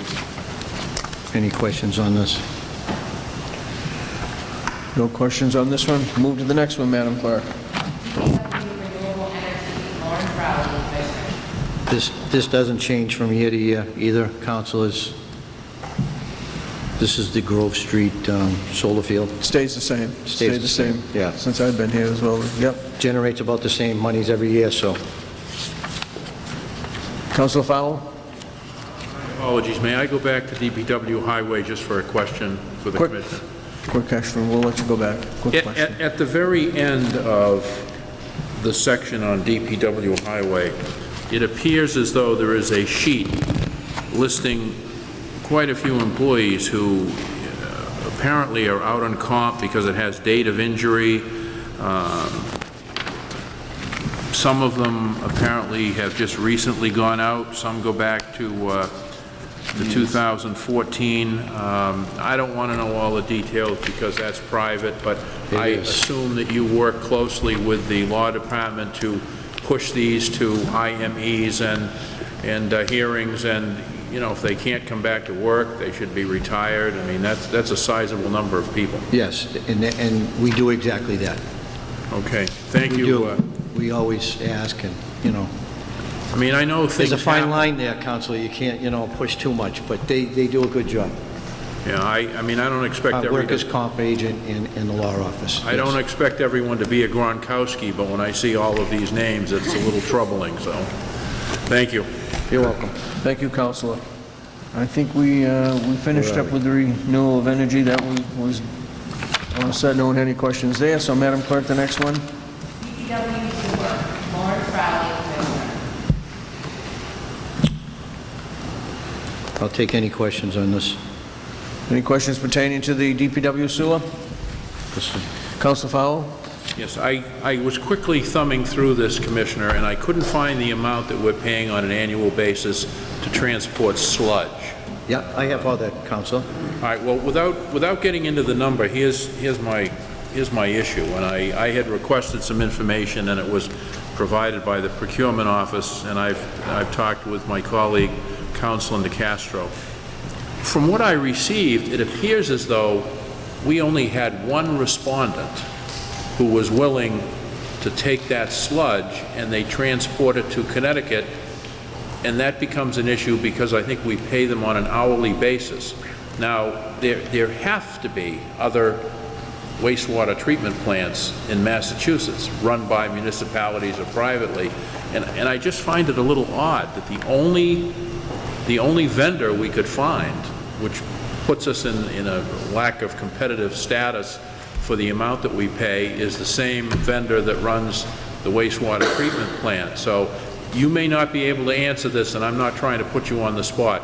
Were you part of that whole process to advertise for the RFP and the bid? And, yes. And is there something that I'm missing because we only got one respondent? We were quite surprised ourselves because there was a lot, I shouldn't say, there was some interest in it, and when it came for the bids to come in, we only had one bidder. We thought we'd have 2 or 3 others. We didn't. They decided not to bid on it. Did we publish in either the Central Register or on Compass? So we did all of that? Oh, we had to, yes. Everything went the procurement way, yes. Mike Morris was involved. The law department was involved. We had CDM Smith, our engineer contractor. They drew up all the specs for the RFP and the bid documents. We had pre-bid meetings prior to the bid, you know, to finalize of the bid. And we had a little interest there, but I'm just as surprised as you are. And it was a 2-year contract, am I right? This was a 3-year contract. 3-year. Yes, the reason why we did a 3-year contract is because the Veolia contract, the people that run our plant, that's up in 3 years. And then there might be some other interest in 3 years. I know New Bedford is doing an organics to energy facility, which we may be able to take our sludge there. So we didn't want to handcuff ourselves too long with this, so that's why we did 3 years. Well, I hope when it expires and we go out to another contract, I hope we really beat the bushes and try to find some competition, because I always worry when we only have one vendor that responds. It's yeah, no, we put it wherever we could advertise it, and we were supposed to advertise it. And, yeah, I'm surprised too. All right, thank you, Commissioner. Thank you, Mr. Chairman. Councilor Beauregard? Thank you, Mr. Chair. Thank you, Mr. Rowley. Well, you put up with me a lot, and your team does a super job in all departments. I want to thank you for that. And can I ask, so this is so far, let's say we've been in a 6-month contract. How long have we been in the contract with these people? What are you The sludge people, sorry. We started it in January. Okay, that's what I thought. Just want to confirm it. So it would be 3 years from be 2022? 21? 2021? 21? Yeah. Okay. Yeah. So am I to understand, like, let's say halfway through, we'll start looking at some other options?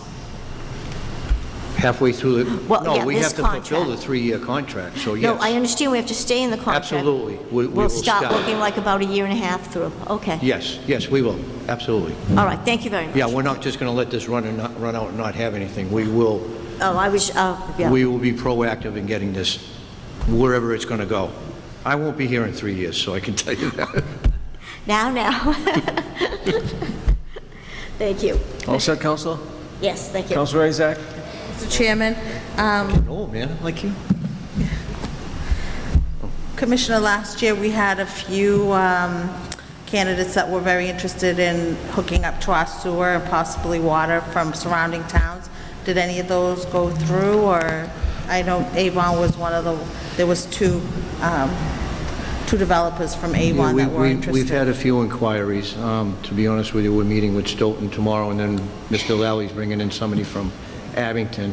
So, yeah, no, we're willing. It's just how much are we going to take, and what do they need, and what do they want. And I believe the mayor, if it does go through, he also wants to offer water too. He wants them to take some water. So yeah, there's a lot of interest out there to hook into our system. Yes, but it's only beneficial to us if they also get water, or we get something else. Yes. Thank you. Thank you, Thank you, Counselor. Counselor, anything else in regards? Counselor Nicastro? Thank you. Yeah. I'm looking at the second page of this budget, under sewer purchase of service. And the first entry, I think it's incinerator something, and it's gone from $1 million to 1.7. And I wondered, what is that for? That's to haul the sludge, Council. That's the sludge contract? Yes. Okay.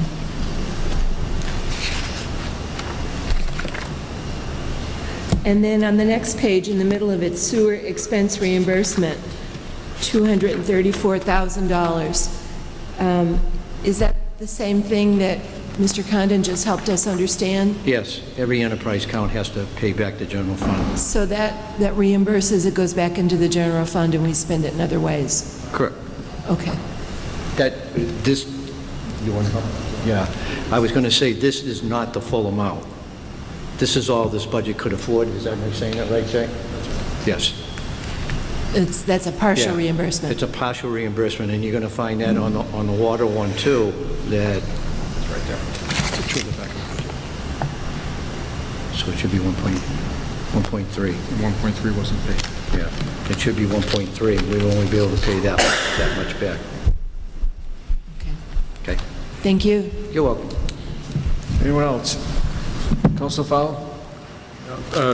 Same thing, a page full of people who apparently are out injured, and even in this dim light, I can see where someone has been out on comp since November 8th, 1977. Is that possible? Since March 23rd, 1989, and March 7th, 1984. Yeah, Councilor Zaid. I mean, listen, it's been a long time since I had to deal with it, but can't you involuntarily retire people at some point if they're absolutely incapable of coming back to work? I believe they are retired, but they are still on comp. So you can collect both? Yes. I don't know, I missed the boat somewhere. I know. I'm not saying I agree with it, but I guess that's the way the laws are, and that's... All right, thank you, Commissioner. All set, Counselor? Yes, thank you, Mr. Chairman. I asked about them when I came here in 2004 as well, so that's how long they've been. Well, 20 years from now, Mr. Chairman, when you're still here, I want you to follow up on this. Okay, Counselor Cruz. He was on the school committee then. Did you know he used to be on the school committee? Yeah, but I was here to ask that question then. I want to get into the partial reimbursement. So sewer, and I don't want to, we'll get a little deeper into this when we do the water in a minute, because I think it's a bigger issue, but so we have to force on the taxpayers instead of the ratepayers, because we do not, our water and sewer rates are not high enough. Correct. I mean, correct. It's just the only way around it. Now, on the sewer side, we don't have as many non-ratepayers as that aren't we don't have as many people outside the system, outside the city, that are on the sewer system, correct, as water? Or is it as many? Well, excuse me? We have a lot paid by outside users for sewer. So we sewer the whole town. The fact that they Abington. So give me that outside of Brockton taxpayers, who's basically, who's on the sewer system? Well, we have Stonehill College, we have the whole town of Whitman, we have the whole town of Abington. Did I miss anybody else? Oh, the trailer park in West Bridgewater. So because we have not kept up our sewer rates to what they should be to pay for the system, the operation of the system, we have had to force the taxpayers of Brockton to reimburse money to make the system operate that really should be being paid for by not only those taxpayers, it would be ratepayers, but people that are on the system in Abington, Stoughton, Stonehill. I mean, we have a contract, I know, with some specific dollar amounts there, but this is something I talk about every year, but... Yeah. Councilor, I think what I'll do, these calculations are inside the budget book, but the thing's so thick, they get lost. So I'll send out tonight before tomorrow night, or tomorrow morning before tomorrow night, so you can see for each of these enterprise funds how that reimbursement is calculated and what the amount is. But with respect to what you're saying at the moment, our outside users are paying on a cost-based contract. So we aren't losing on the outside users because they're sharing proportionally in the cost. It's on the City of Brockton users where their rates aren't carrying the rest of the load that's in the budget. And in that case, you're asking the taxpayer to subsidize those costs because the costs are getting paid either by debt service that's being paid in the general fund that isn't being reimbursed fully. Those kinds of costs aren't getting recaptured.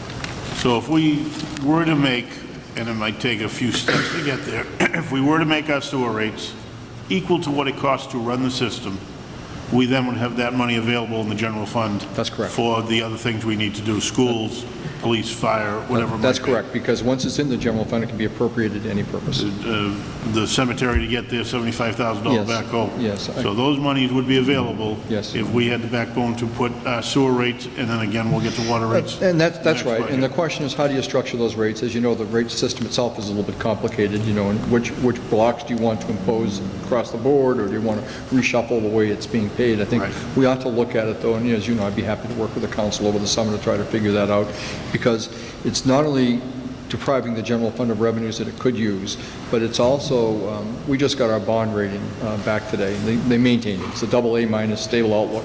One of the reasons we're not getting upgraded is that kind of issue, you know, that there isn't a mechanism. So there are hidden costs to not...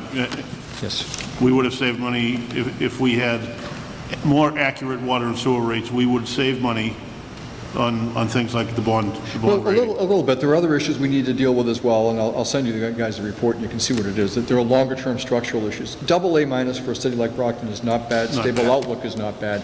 But to get to the next level, it's no longer incremental steps. It's kind of big steps So that we to get need to to take care of. doing the repairs and maintenance that we Yes, and need. having a stronger capital program, and the capital program needs funding revenues. I mean, we're talking about it tonight, $75,000 is just one issue. I mean, there's requests for police vehicles, there's requests for DPW vehicles. There's all kinds of spending that needs to be done under the streets in the sewer and water.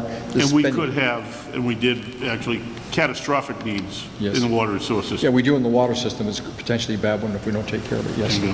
So we can get into that in another session. I know we probably will, but it's the kind of thing I think is the most important thing for us to deal with in the next budget. Thank you. budget cycle. Thank you. Thank you, Mr. Chairman. Thank you, Councilor.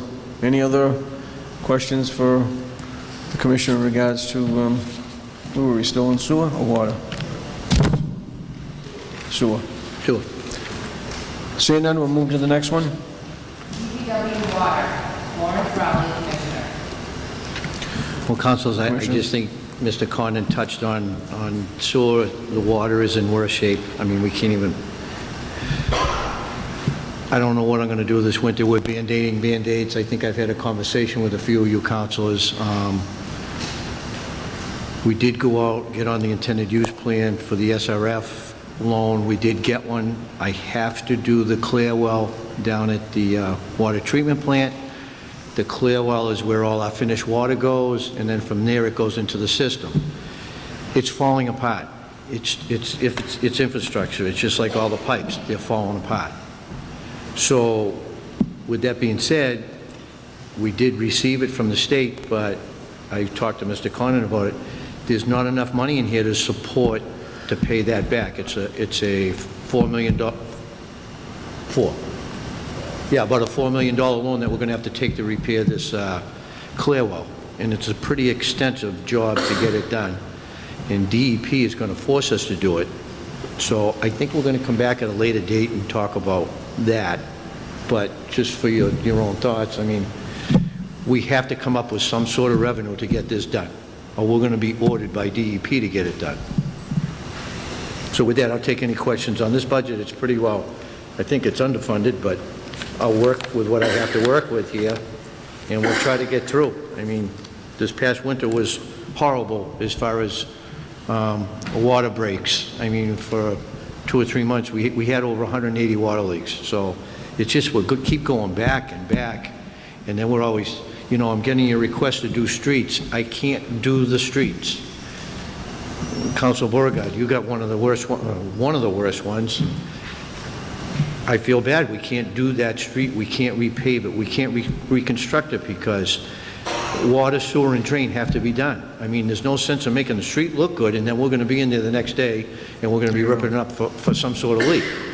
So I understand your constituent complaints, and I understand that you want to get them done, but the infrastructure underneath has to be fixed first.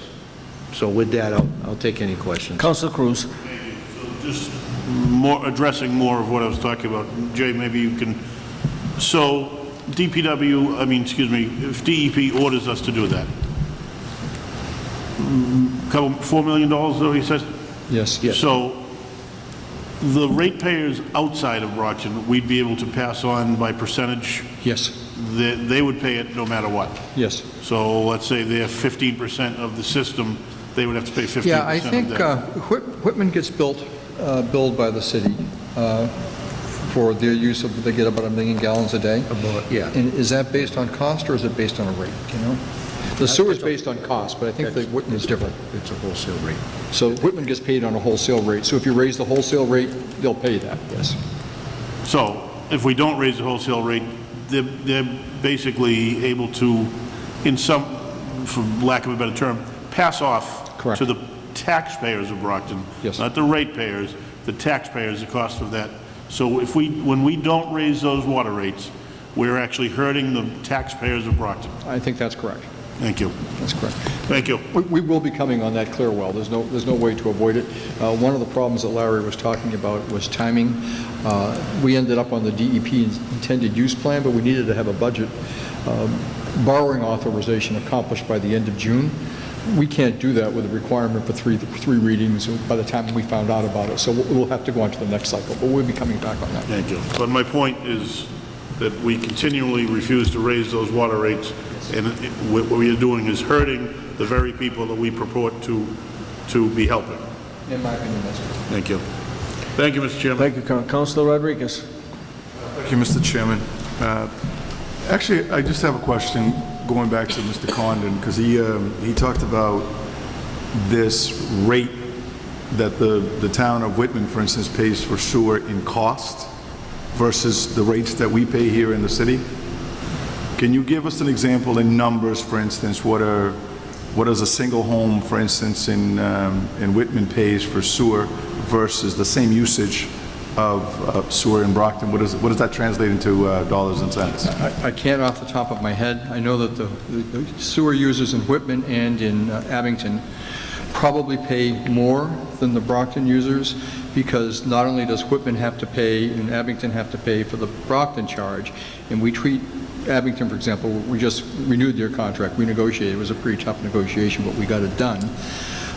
They're treated as a common user of the system. So not only are they paying for the treatment plant cost, they're paying for a portion of the collection system cost because they use part of our system to get down to the treatment plant. So they've got to pay for all of that, and then it doesn't make any difference that they're only a few miles from the plant. If you live in Brockton, you're on the west side, you pay the same kind of rate as somebody who lives a half a mile from the plant on the east side, and Abington's in that same position. And then they have to pay for their own infrastructure in Abington because it has to get from all the homes that are, or businesses that are connected in Abington and down into the east side interceptor. So their rates are higher. Whitman's a little bit different because they're not using the city's collection system until it gets inside the plant perimeter. So they're probably only going to be sharing in the cost of the treatment system itself. But then it's basically what is their gallonage compared to the gallonage that's treated at the plant, and whatever those costs are, if they're 10% of the gallonage, then they're paying 10% of the cost, so it's proportionate in that sense. Thank you. One of the things that I wanted to do is I want to go back to something that happened a couple of years ago where we had people or businesses come to the council asking for these special watering meters, and we gave these individuals a way of, you know, paying a different rate or actually having the ability to water their lawn without paying the sewer fees. I mean, it's interesting how we do this on a regular basis on this council. We want to give everybody a break, we want to give everybody a raise, we want to do this and we want to do that, but when it comes time to dealing with the reality of things, we want to come with some sort of, because of whatever relationships we have out in the community, come up with a way to get away from the payment of what we're supposed to. Because frankly, if we have people using the water system in the city, it doesn't really matter if it's going down the sewer, not down the sewer. You know what? It's there for use. They should pay for it. Both pay for the water, pay for the sewer, whatever the deal is. But we tend to often kind of come up with alternate ways of kind of dealing with things, and yet at the same time we want the ratepayers to pay a little bit more for this stuff. You know, the issue that we have at hand though is the Aquaria issue. We had, I remember when we discussed it here on the council in terms of, you know, that whole process that they came forward with, the proposal of giving us the $450,000 in order to excuse them from operating the plant that they needed to. And I remember Mr. Condon saying that they were getting pretty close to, what's the word? Not being able to comply with the contract that they actually signed, because they were supposed to have certain upgrades to a particular point, and these upgrades were supposed to be done in January or around February. So we're dealing now with June, and those upgrades have not been made. I look at this in this particular budget book. It looks like that we are in line to pay Aquarius $7-point-something million next year. We have a vendor that's not in compliant with the contract that they signed. Why are we paying a vendor for work that they have not been able to do? And why aren't we holding them accountable to a point to start doing something about it to relieve some of the issues that you are having financially? Why have we done, my question to you is, why have we not done anything to hold them accountable to what they're supposed to be doing in the contract? Are we still in negotiations with them, or is it done? I know, solicitor, here we go. I hesitate to practice law, guys. We got a law department. In my opinion, the requirement for Aquaria to get to 4.07 million gallons, which is in the contract in terms of daily capacity, didn't kick in January because we were in negotiations to buy the plant, which failed. At the time that didn't go through, we entered into a new set of negotiations to relieve them of the obligation in exchange for saving that money. And that's still pending before the City Council. So I think we either need to say we're not going to accept that amendment, and then tell them they need to invest the money to get to 4.07, in which case we'll have to pay the full rate, or we decide we're going to do something else. But I don't think they're, at the moment, my opinion, I don't think they're in a breach yet, because of the actions that was being taken by the city and them in concert on the asset purchase agreement, which was pending, and then the contract amendment, which is still pending. But I think you'd be better off getting that advice from the city solicitor. But what I'm saying is that when you came to us, you said that they're basically close to a point of breaching the contract. You said that. I don't believe I used those words, Counselor. You can say that I did, but I don't believe I did. I think what I said was the contract requires them to get to 4.07 million gallons a day, and there is some doubt. There is some doubt that they could do that on a sustained basis. I know they can get to 4 million because they've delivered 4. Whether they can continually do it, we don't know. I also said they won't have to go there if we accept this amendment. That hasn't been decided yes or no by the City Council. That has been, I think, postponed until July.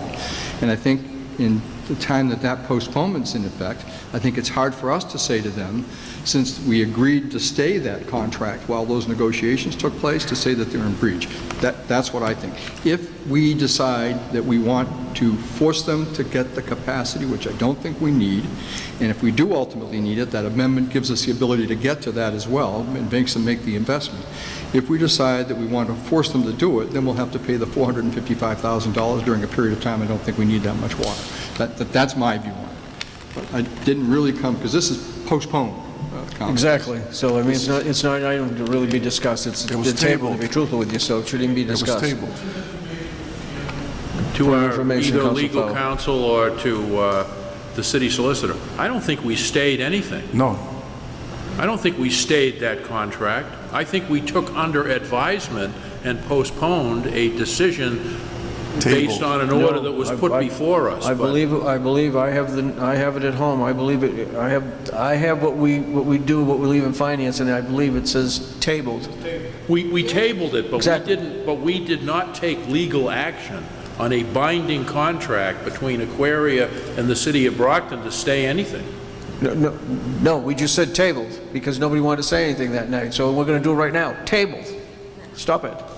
We're not going to discuss it. Doesn't need to be discussed. Well, Mr. Chairman, I mean, you know, the reason why I'm discussing it because it's in the budget, and we're supposed to pay $7-point-something million to Aquaria. And my question was, if this company is in breach of a contract, which they are, you don't have to go to law school to figure this out. If in January they're supposed to crank up those pumps to pump in 4-point-something million gallons of water a day, and they have not been able to do it, to a point where they're asking us to decrease the requirement, they are in breach of the contract. Now, the issue that I have is the fact that just because certain people, the mayor and whoever else was involved in that negotiations, basically pause the contract, I have a problem with that. Because that should not be an issue, because this way here, if the commissioner decides to have some sort of negotiations with Aquaria, does that mean it gets paused again because they're in conversation? The thing is, it should be, there's a contract in place. January, it was supposed to be, you do this or you're breaching the contract. And now we're discussing some issues with, we don't have enough money to do pipes, we don't have enough money to do sewer, we don't have enough money to do this, and yet, on a regular basis, Aquaria keeps getting paid. They're getting paid, and they're getting paid increasingly. Why is it that we're sitting here not holding these people accountable so that we can cut down on this 7-point-something million dollars that we have to pay? Maybe I'm wrong, but I mean the contract's still in place, and I don't see our way of not paying it unless we do what we did the last time and we hold up the payment. I don't know. Maybe I'm not the legal person, so maybe I'm Well, Mr. Chairman, but that's why I'm bringing it up, to saying that if the contract calls for 4 million gallons a day, and they have not been able to bring 4 million gallons a day to the city, are they not in breach of the contract? They haven't done that. Attorney Nazarella, please. Let me say briefly, the issue of breach or not breach, I think it's premature if they're in breach. The contract is a rather extensive contract. It has several remedies for Aquaria if, in fact, they are not performing to the expectations. So to say they are in breach is a little bit more of a complicated, extensive analysis. I quite frankly don't think this is the forum at this point in time to be discussing it publicly, whether they are in breach. Correct. I will state that if this council decides again that they're going to stop paying for whatever reasons, then the question would be whether or not Brockton will be in breach. So I think we ought to, proceed a little more cautiously and analytically before we draw those conclusions. Exactly. Again, I'm going to go back to this thing. We have a vendor that does business with the city of Brockton. A vendor that said, I'm going to charge the city $7 million a year to be able to have the ability to bring 4 million gallons of water a day. They have not done that. But yet, somehow, we all feel compelled to put in $7.1 million in the budget to continue to pay this company who has not been able to do what they said that they were going to do. That's what I have a problem with. Do we know that we voted 4 million gallons a day? It's in the contract. Have we ordered 4 million gallons a day? It does. I'd have to ask. Mr. Chairman, I still have the floor, and the issue is, the contract calls, it doesn't matter if we need 1 gallon or 4 million gallons. That's not correct. They need to be able to produce 4 million gallons of water a day. It doesn't matter if we need 1 gallon or 4 million. Their job is to be able to be on the ready to produce 4 million gallons of water. Whether we need it or don't need it, that's not really up to us. What's up to us is to make sure that Aquarius sits by on a button to basically, when the city calls for 4 million gallons of water, they should be able to press the button, and 4 million gallons of water flows into the pipes of the city of Brockton. Well, then I guess that's a question that you can ask them when they come to a council meeting, finance meeting, because they are invited. There has been a resolve filed, but I have not put that on in any such way. We've invited them as of yet. They will be coming this summer. I think then probably the July meeting, I believe. So I don't know. I don't know how to give you that answer, Mr. Condon. I'm not, I don't want to be the finance man. Well, the budget has enough money in there for us to pay the full requirement for Aquaria. They have not billed us at the rate of 4.07 million gallons because I think it's their view, and again, it's my view, that we've been in good faith negotiations to avoid their requirement to have that investment and our requirement to make that payment. That's where I think we are at the moment. If the council decides that it is intent on forcing the 4.07 million gallon investment, then they'll start billing us at that, and then we can decide whether they're able to comply or not with their requirement. But I think for sure, if you do that, you're going to be paying $455,000 next year that you don't need to pay if we can take another course of action. That's what I think. So. Very good. Well, wait a minute. So are we now saying that we don't have to pay the $450,000? Yes. But we did not. This council did not agree to amend that order. Councilor, what I'm saying is the budget has sufficient money in there to pay the full rate at 4.07 million gallons starting on July 1. It has sufficient money in there to do it. I don't believe they will bill us for that if we say we don't want you to make the investment. If we get to that agreement, the $455,000 can be removed from the budget because there won't be a requirement to pay, and they will be in a position to say we don't have to make that investment. If we force the issue, they can make the investment and get to the point where there's no doubt in their mind that they can deliver that 4.07 million gallons a day, and then from then on you'll be obliged to pay the full rate until the contract ends. That's what I'm seeking to avoid. The council seems to have another mind about that, and I don't know where we really are on it because you never took a vote. You did. I thought you postponed it. I guess you tabled it. So, yeah, we never took a vote. You just tabled it. So, point of order. But I will say this: I think the executive branch is empowered to negotiate on these contracts, and the city council is empowered to act on what we bring before you.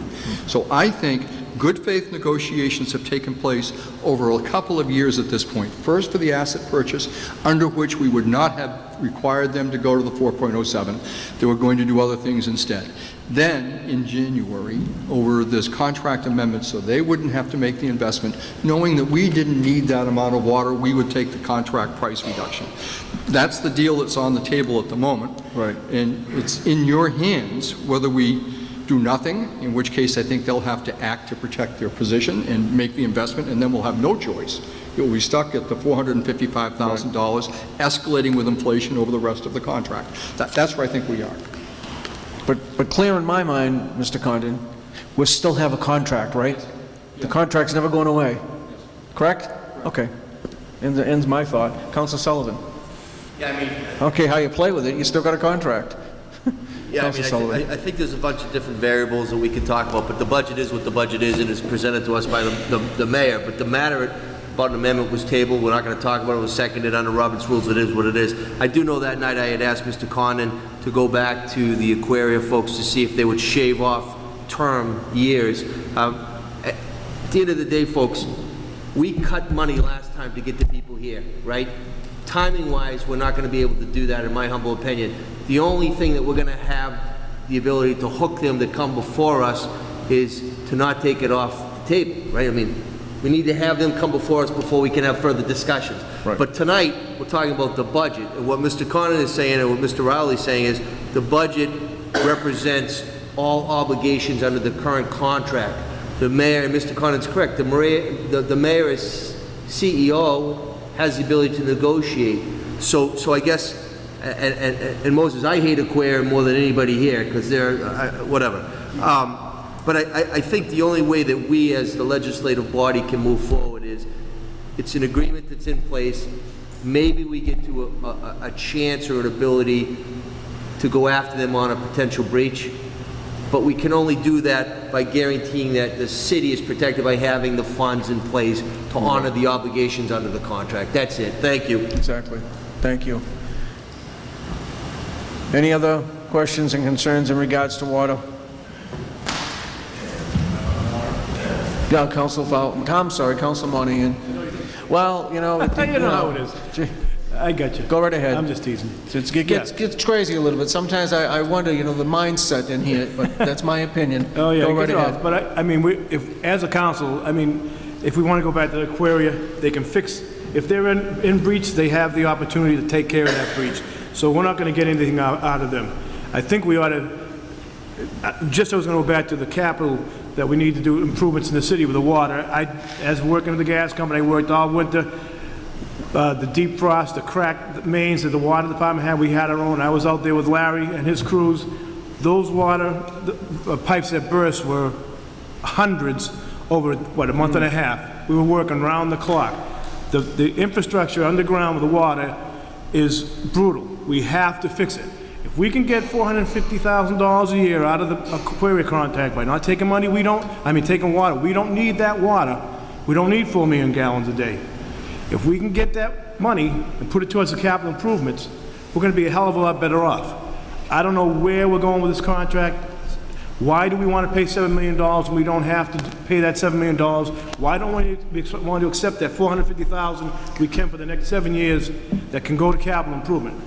I don't understand why we don't want to do that. We should take this off the table, next meeting, whatever it is, vote on it, take that money and put it towards that. We're not going to get that $450,000 any other way. And like Council Cruz is saying, the old saying, you can pay me now, you can pay me later. We weren't going up little by little on the water rates. Now we're going to get banged because we have to take care of the infrastructure. That's all I got to say. Thank you, Council. Council Fowler, did you? Yes, I'd like to... Go right ahead. First, I agree with Mr. Condon. I think we ought to file a resolve, and we ought to have a conversation about potential litigation against Aquaria in executive session with the city solicitor. Take them into arbitration and force them to prove that they can pump the required number of gallons. I don't know why we pussyfoot around a binding legal contract. Well, I think they can do it. Well, we're not sure. Well, if you want to prove they do it, you've got to pay for it. Take it into arbitration and let the chips fall where they may. Because in response to my good colleague from Ward 2, why let them off the hook and not have them upgrade? I'll tell you why. Because at the end of the contract period, we own that plant.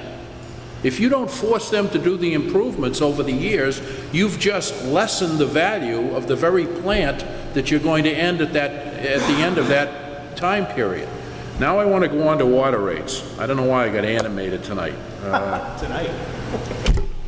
Before we raise water and sewer rates on people, here's the information I got back in response to a request from Mr. Brophy. Rock Stadium, Shaw's Center. According to Mr. Brophy, total principal water fees that are outstanding, $110,415.78. Total principal outstanding for sewer, $68,955.31. Prior to fiscal year 12, which is a part of that, is $44,791, and sewer is $40,355. We've had that complex managed by B21 all these years. We couldn't even collect the amount of water and sewer fees that were owed for that particular facility. Now, that's only one. I don't know if other people have been sizable consumers of water and sewer. And I don't know how much is outstanding. But I'm not going to raise rates on the good people who have paid in quarterly, year after year after year, until we research that and find out. That's inexcusable. As a matter of fact, when I looked the other night, I don't think the current tenant up at the Rocks has paid anything since 2017 or before for water and sewer. Apparently, the bills just get ignored. Now, at one point, I had a conversation 2 or 3 years ago, I think, when I was first elected, with Mr. Condon, and he said, well, you know, that's, and I'm paraphrasing, and he can jump in and correct me, but, well, you know, we're not really losing out because it's going to be leaned and et cetera, et cetera. My understanding of an enterprise account is it's like my checking account. Money goes in, you use the funds that are there, and then you pay it out to do what you have to do. Apparently, we can't even collect what's owed to this city from the Shaw's Center and the Rocks Stadium. I mean, come on, folks. We've got a lot of work to do on water and sewer issues, including Aquaria. And I think if this is indicative of what's going on, then I think we got to get really serious about it. Thank you, Mr. Chairman, for letting me be my usual animated self. Mr. Condon, correct something for me, please, because I know Mr. Councilor Fowler made a statement, and just so I have it clear in my mind and so people have it clear, where is there the point where we ever own that, the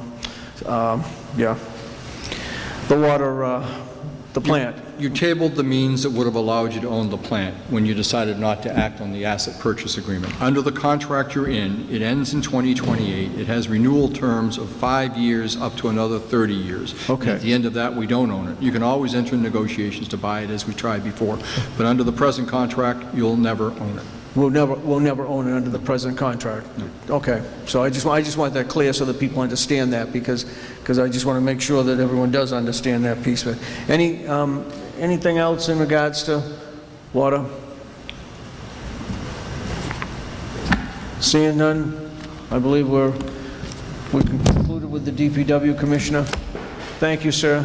Thank you. Thank you, staff. Thank you, people. Thank you. Alman's job as always. Thank you for being out there. Last item. Law. For my colleagues, yes. In response to an information request, the Law Department provided me with a list of cases that are outstanding that might have financial implications to the city. I wanted to have that so I might know where we're going either in the near future or in the distant future with respect to any again, financial obligations. The information has been received. There are names of some juveniles involved in some cases, so I am not going to use that tonight, and I have sent it to our legislative counsel to make sure that this might be something we could do in executive session. I don't think it would be proper to discuss it tonight, so thank you for the information. I appreciate it. And to your earlier point, Counselor, you were asking about the IMEs, and that's one of the reasons why in the budget you'll see on the consultants we engaged Cook & Company, which is an outfit that specializes in analyzing and negotiating the payments and settlements of workmen's compensations. Workmen's compensations is under the Law Department now. Prior years, Mary Milligan, who was the workmen's compensation agent, it had become an overwhelming job for one person with a volume of employees in the city. And in addition, my intent was not only to bring in a large staff that could focus and have collateral support of physician's assistants analyzing reports, but also to have an arm's length transaction. So instead of municipal employees walking in with roses and wine for Mary, sobbing the story as to what their injuries were, I wanted to have it more remote and giving it to an outside company. So hopefully, we're narrowing the focus on the way we handle that. And to the point of Councilor Azak in the paintings, Councilor Sullivan's correct that the city's insured. Coincidentally, about 8 or 9 months ago, I asked Ms. Milligan if she could reach out to the insurance company and seek an updated appraisal of the paintings, which are clearly appreciate with time. My concern was that if anyone can, or someone can get to Michelangelo in Rome, they can get to the art paintings and do something less than honorable. And so I was concerned with not only the natural effects of damage, but other types of damage, and the appraisal process is still underway with the insurance companies to see that we have the fair market dollar for those paintings. So other than that, I believe the budget is pretty straightforward. There aren't really any significant bumps or decreases, other than I will say somewhat on the outside counsel, we've decreased that, and I believe it is related to the fact that we have beefed up to a certain extent the law department personnel, which is starting to assume some of the cases that were farmed out. But if there are any questions on the budget, I'd be happy to respond. Councilor Sullivan. Thank you. Good evening, Attorney Nezarelli. I just want to, again, I mean, your office is, first of all, you have very qualified attorneys. I've worked with a lot of them in private practice. Attorney Murphy that you just brought on, he's going to be a great asset. I like the fact that you have dollar amounts to hire someone else, but at the end of the day, we're still short-staffed. So you know, the law department, you know, people don't always like lawyers, but it's really an important department within a municipality. So, you know, I appreciate what you're doing. I appreciate that you're trying to build the staff, much like a law office should be done.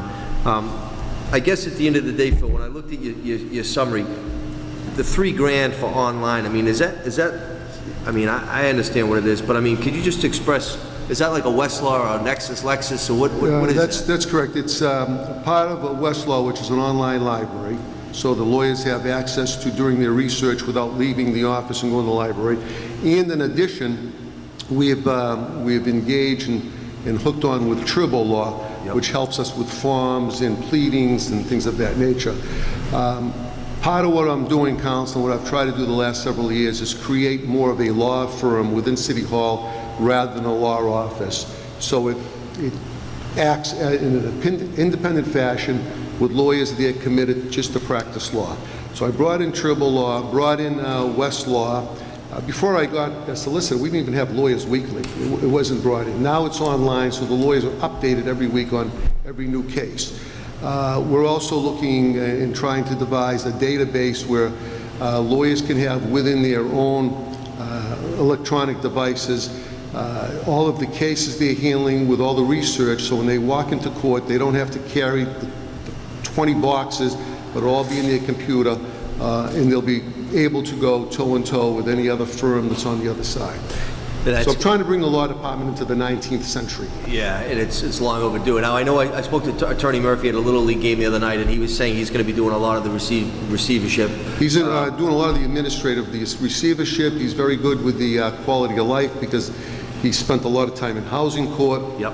And things related to that nature. Now the vacant position that hopefully you'll be able to bring someone on, is there a specific skill set that you're trying to, I mean, I know Attorney Bridges and Fisher and Eileen, they all have different skill sets, but what are you looking with that next person, All right, Phil? well, first of all, they all have good skill sets in a general format.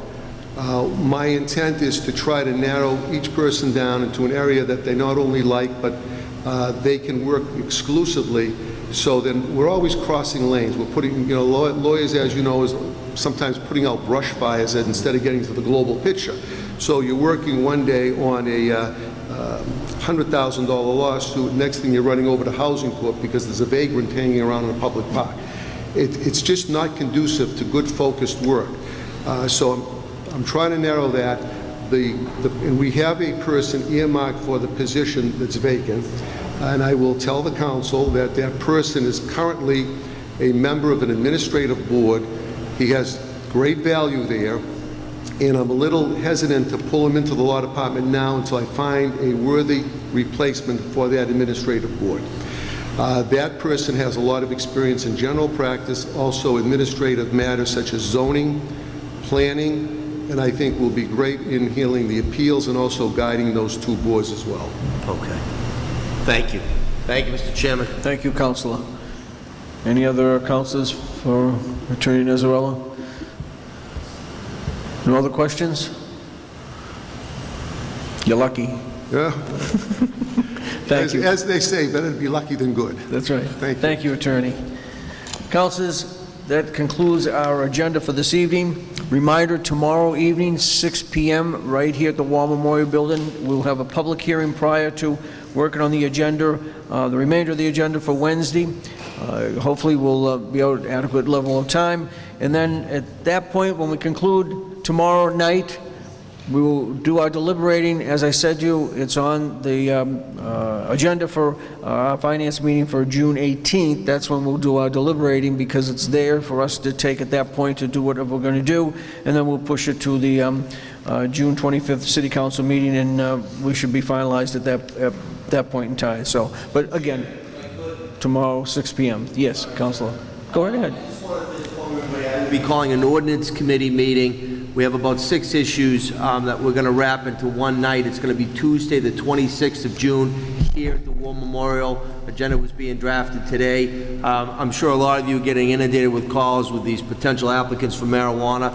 That night will not be any marijuana proposals. We're going to have a dedicated night in July for that. So if you're getting hounded like I am, tell people that the 26th is going to be 6 matters that are not anything to do with marijuana. Okay. Thank you. Very good. Very good. You all heard that. Any other business? Seeing none?